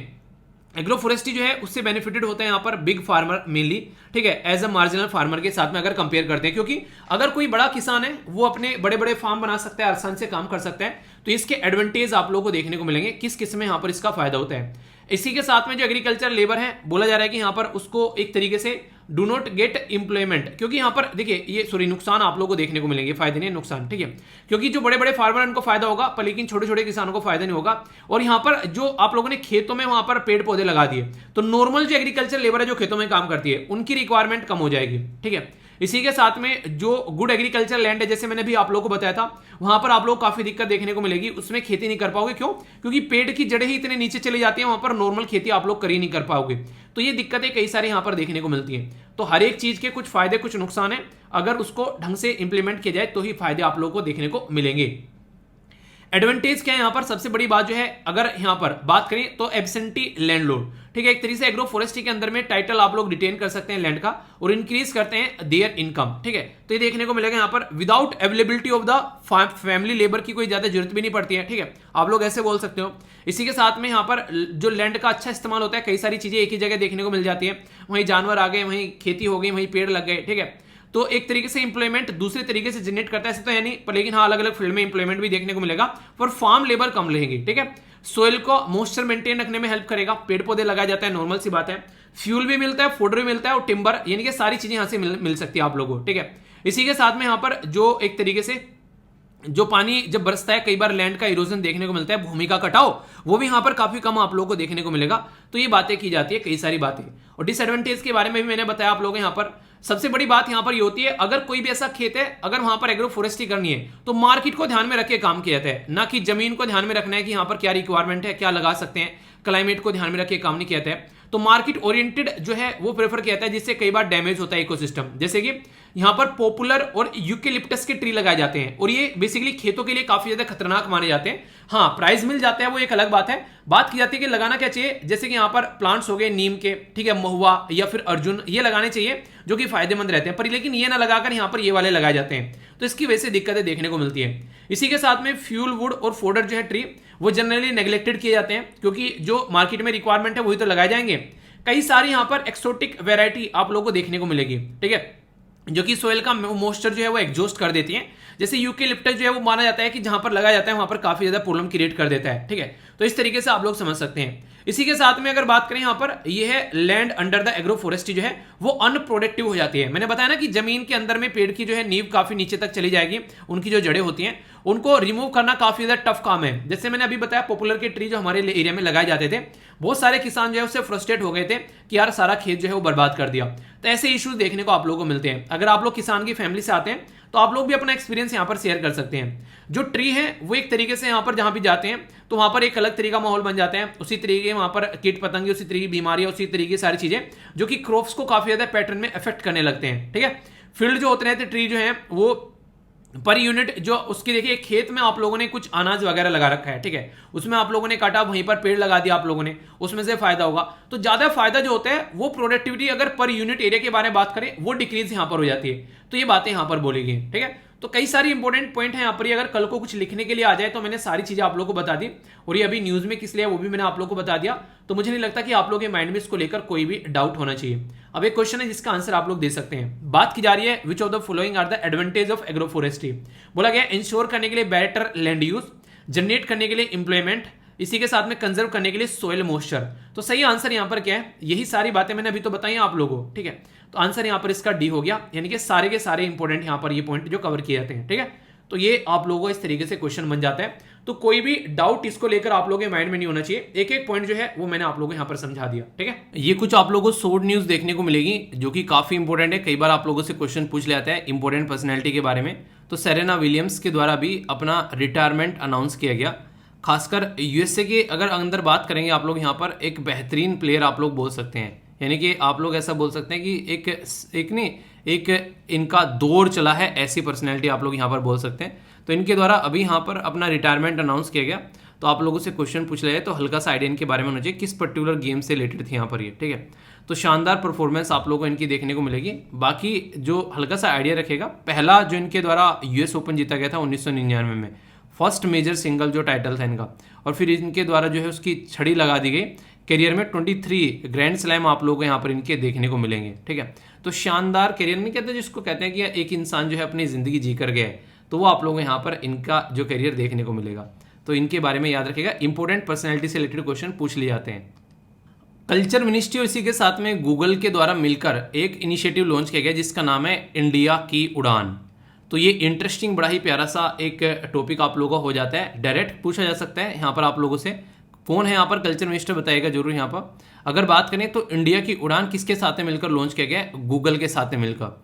तो यहाँ पर इसकी थीम भी रखी गई है, यहाँ पर पर्टिकुलर बोला यह है कि पिछले 75 सालों में अटूट और अमर भावना जो हमारी है तो उसके ऊपर फोकस किया जा रहा है यहाँ पर। ठीक है, तो लास्ट 75 साल में हमारी कंट्री की किस तरीके से चीज़ें चल रही हैं उसके ऊपर फोकस किया जाएगा यहाँ पर, और इसी को यहाँ पर दुनिया को दिखाने की कोशिश की जाएगी। एम है कि सिटीजन को खासकर अगर बात करें रिच कल्चर और हेरिटेज के बारे में और अच्छे से यहाँ पर दिखाया जाएगा, और इसमें गूगल पार्टिसिपेट करने वाला है वर्चुअल मोड में खासकर। ठीक है, तो यानी कि ऑनलाइन तरीके से कि हमारी कंट्री में क्या क्या चीज़ें हैं, तो मिनिस्ट्री ऑफ कल्चर गूगल के साथ मिलकर यहाँ पर ये काम करेगी। तो ये इंडिया की उड़ान इनिशिएटिव आप लोगों से पूछा जा सकता है। ठीक है, कुछ छोटी छोटी न्यूज़ है यहाँ पर, जैसे कि एक बात की जा रही है जम्मू एंड कश्मीर के अंदर में गोल्डन जॉइंट, ठीक है, ऑफ द वर्ल्ड हाईएस्ट जो रेलवे का जो ब्रिज बनाया जा रहा था चेनाब रिवर के ऊपर, उसको इनोग्रेट किया गया। ठीक है, तो ये काफ़ी एक इंपॉर्टेंट है, इसके ऊपर झंडा भी फहराया जा रहा था अगर आप लोगों ने देखा होगा, तो ये काफ़ी इंपॉर्टेंट है, याद रखें। चेनाब रिवर के ऊपर दुनिया का सबसे ऊंचा रेलवे का ब्रिज बनाया जा रहा है जम्मू एंड कश्मीर के अंदर। ठीक है, इसी के साथ में जम्मू एंड कश्मीर से एक और न्यूज़ है, IAS ऑफिसर जो साफ फैजल है उनको क्या किया गया, उनको टूरिज्म मिनिस्ट्री में डिप्टी सेक्रेटरी अपॉइंट कर दिया गया है। तो जैसे ही यहाँ पर ये न्यूज़ आती है तो कई सारे लोग जो है इसको अलग अलग तरीके से देखने लगते हैं कि हटा दिया गया था फिर कैसे इनको वापस ले लिया गया। तो ये माना जाता है कि इनका रेजिग्नेशन एक्सेप्ट ही नहीं किया गया था, तो उसकी वजह से यहाँ पर ये चीज़ें देखने को मिलती हैं। इसी के साथ में यहाँ पर बात की जा रही है सेलिन वाटर लैंटेन, लैंटेन बोलते हैं इसको आप लोग, तो यहाँ पर लैंटेन है तो उसका यूज़ किया जाएगा जो वाटर है उसका पावर करने के लिए जो डिज़ाइन की गई है LED लैम्प। तो ये मिनिस्ट्री ऑफ स्टेट जो यहाँ पर एक तरीके से बात है, जो मिनिस्टर ऑफ स्टेट है for science and technology Jitendra Singh ji, उनके द्वारा इसको यहाँ पर लॉन्च किया गया। तो याद रखिएगा समुद्र का पानी यूज़ करके लैंटेन जलाया जा रहा है, तो ये अपने ही आप में बड़ी बात है। ठीक है, बाकी आप लोगों को बता दिया कि अलाउ कर दिए गए यहाँ पर जो चाइना का अभी यहाँ पर जहाज है वो इंडिया के अंदर आएगा। तो एक इंपॉर्टेंट न्यूज़ यहाँ पर आ सकती है, जैसे कोरोना वायरस के आप लोगों ने अलग अलग वेरिएंट देखे, ऐसे ही मोंकी पॉक्स के वेरिएंट यहाँ पर आ रहे हैं अभी लेकर कर, जिनके नाम यहाँ पर रखे जा रहे हैं। तो CLADE1 और CLADE2 ये अभी यहाँ पर इनके नाम दिए गए हैं अलग अलग वेरिएंट के। तो चीज़ें बढ़ रही है, अपना ध्यान रखिएगा यार। वर्ल्ड ऑर्गन डोनेशन डे हम लोगों ने डिस्कस किया था। फुटबॉल के मामले में बात करें, अगर आप लोग फुटबॉल प्रेमी हैं तो यहाँ पर बात की जा रही है कि रियल मैड्रिड के द्वारा सुपर कप जो है वो उठा लिया गया है। ठीक है, तो ये कहाँ पर हुआ, ये हेलेंस्की में आप लोगों को देखने को मिलेगा। कहाँ पर है बताना है यहाँ पर ये, तो ये है एंट्रेंच जो फ्रैंकफर्ट, तो उसके द्वारा उसके मतलब एक तरीके से उसको हराया गया, वो भी 2-0 से, यानी कि उन्हें कहते हैं बुरी मात दी है, तो वो वाली बात आप लोग यहाँ पर बोल सकते हैं। तो इसके बारे में आप लोग याद रखिएगा हल्का सा। बाकी इंपॉर्टेंट प्लेस, एक बच्चा कहता है कि सर जो प्लेस है न्यूज़ में उसके बारे में डिस्कस कर लिया करिए थोड़ा सा। तो लोकेशन के बारे में देखिए मैं आप लोगों से डिस्कस करता ही रहता हूँ और वैसे भी आगे भी डिस्कस करेंगे। तो ये 2 रीज़न यहाँ पर बताए गए हैं। ठीक है, तो सेवरदोनेत्स्क जो पर्टिकुलर देखने को मिलेगा, तो ये यूक्रेन के रीजन थे। तो more than 100 days after Russia began invasion in Ukraine, तो यहाँ पर ये आप लोगों को पता है स्टार्टिंग यहीं से की गई थी, लुहांस्क और दोनेत्स्क से। ठीक है, तो ये इसके बारे में बात की जा रही है। तो रसिया का कंट्रोल आप लोगों को यहाँ पर देखने को मिलेगा पर्टिकुलर रीजन पर।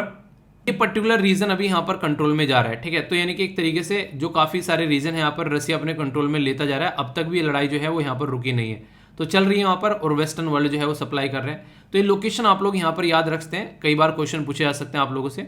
तो सी ऑफ एजोव तो मैंने आप लोगों को बताया था यहाँ पर वो सारा रीजन, तो उसके बारे में एक मोटा मोटा सा आइडिया आप लोग इसके बारे में रख सकते हैं। ठीक है, तो ये आप लोग देखिएगा। बाकी शानदार तरीके से जो आंसर दिए गए थे कल, वो थे यहाँ पर निकिता के द्वारा डिटेल में यहाँ पर आंसर दिए गए थे। ठीक है, और इसी के साथ में पर्सन इन न्यूज़ मैंने आप लोगों से पूछा था, वो थे सलमान रुश्दी साहब। ठीक है, तो सलमान रुश्दी साहब जो है इनके ऊपर अटैक किया गया, और अभी ईरान के द्वारा यहाँ पर इनके बारे में बोला भी गया कि इस इंसान के ऊपर अटैक जो है वो बिल्कुल सही है, क्योंकि ये मुस्लिम वर्ल्ड की इंसल्ट करता है। ठीक है, तो इसके चलते यहाँ पर अभी ईरान की साइड से ही बोला गया, हालांकि हम लोगों ने अटैक नहीं करा है, पर लेकिन जस्टिफाई किया है कि हाँ सही है जो अटैक इसके ऊपर किया है। तो कुछ बेसिक इन्फॉर्मेशन यहाँ पर आप लोगों के लिए प्रोवाइड करा दी है, क्योंकि ये मुंबई में पैदा हुआ था इंसान, तो इसलिए हमारी कंट्री के लिए भी एक तरीके से कनेक्टिविटी देखने को मिलती है। तो इसके कुछ ज़िंदगी में क्या क्या किताबें हैं, जैसे यहाँ बात की जा रही है मिडनाइट चिल्ड्रन, तो ये काफ़ी इंपॉर्टेंट है यहाँ पर, जो बुकर प्राइज भी जीता था। ठीक है, जो यहाँ पर काफ़ी इंपॉर्टेंट एक प्राइज यहाँ पर दिया जाता है, खासकर इंग्लिश नॉवल के फील्ड में, तो ये आप लोग याद रखिएगा। पर लेकिन एक पर्टिकुलर जो किताब इसके द्वारा लिखी गई थी वो काफ़ी ज़्यादा क्रिटिसाइज की गई थी और इसको मारने के लिए भी यहाँ पर बेसिकली फतवा जारी कर दिया गया था, ठीक है, जिसका नाम था यहाँ पर सेंटनिस वर्सेस, ठीक है। तो ये आप लोगों को देखने को मिलेगी, क्रिटिसाइज की गई थी काफ़ी ज़्यादा जो मुस्लिम कंट्री है उसके द्वारा ये किताब। तो अभी यहाँ पर इनके ऊपर अटैक किया गया। तो बेसिक चीज़ें यहाँ पर 2 स्लाइड में मैंने प्रोवाइड करा दी है, इनको आप लोग देख लेना, आप लोगों को पता होना चाहिए इंपॉर्टेंट पर्सनैलिटी के बारे में अगर क्वेश्चन बने तो, ठीक है।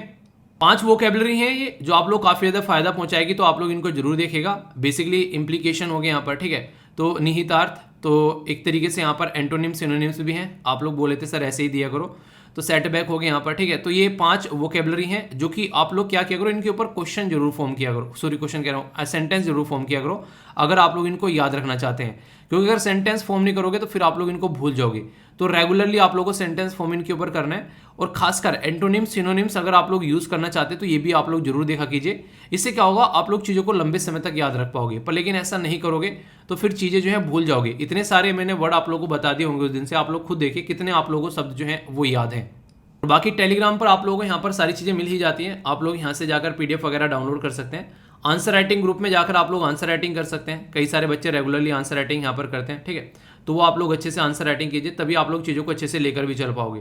पर लेकिन अगर आप लोग अच्छे से आंसर राइटिंग नहीं करोगे तो फिर कोई मतलब नहीं है उस चीज़ का, ठीक है, क्योंकि पार्टिसिपेट करना है अच्छे से। और इसी के साथ में SLV PDF पर आप लोगों को नोट्स वगैरह मिल जाते हैं, हिंदी और इंग्लिश दोनों में, कई सारे बच्चे जो बोलते रहते हैं, तो इनको आप लोग देख ले कीजिए, बहुत फायदा आप लोगों को देखने को मिलेगा।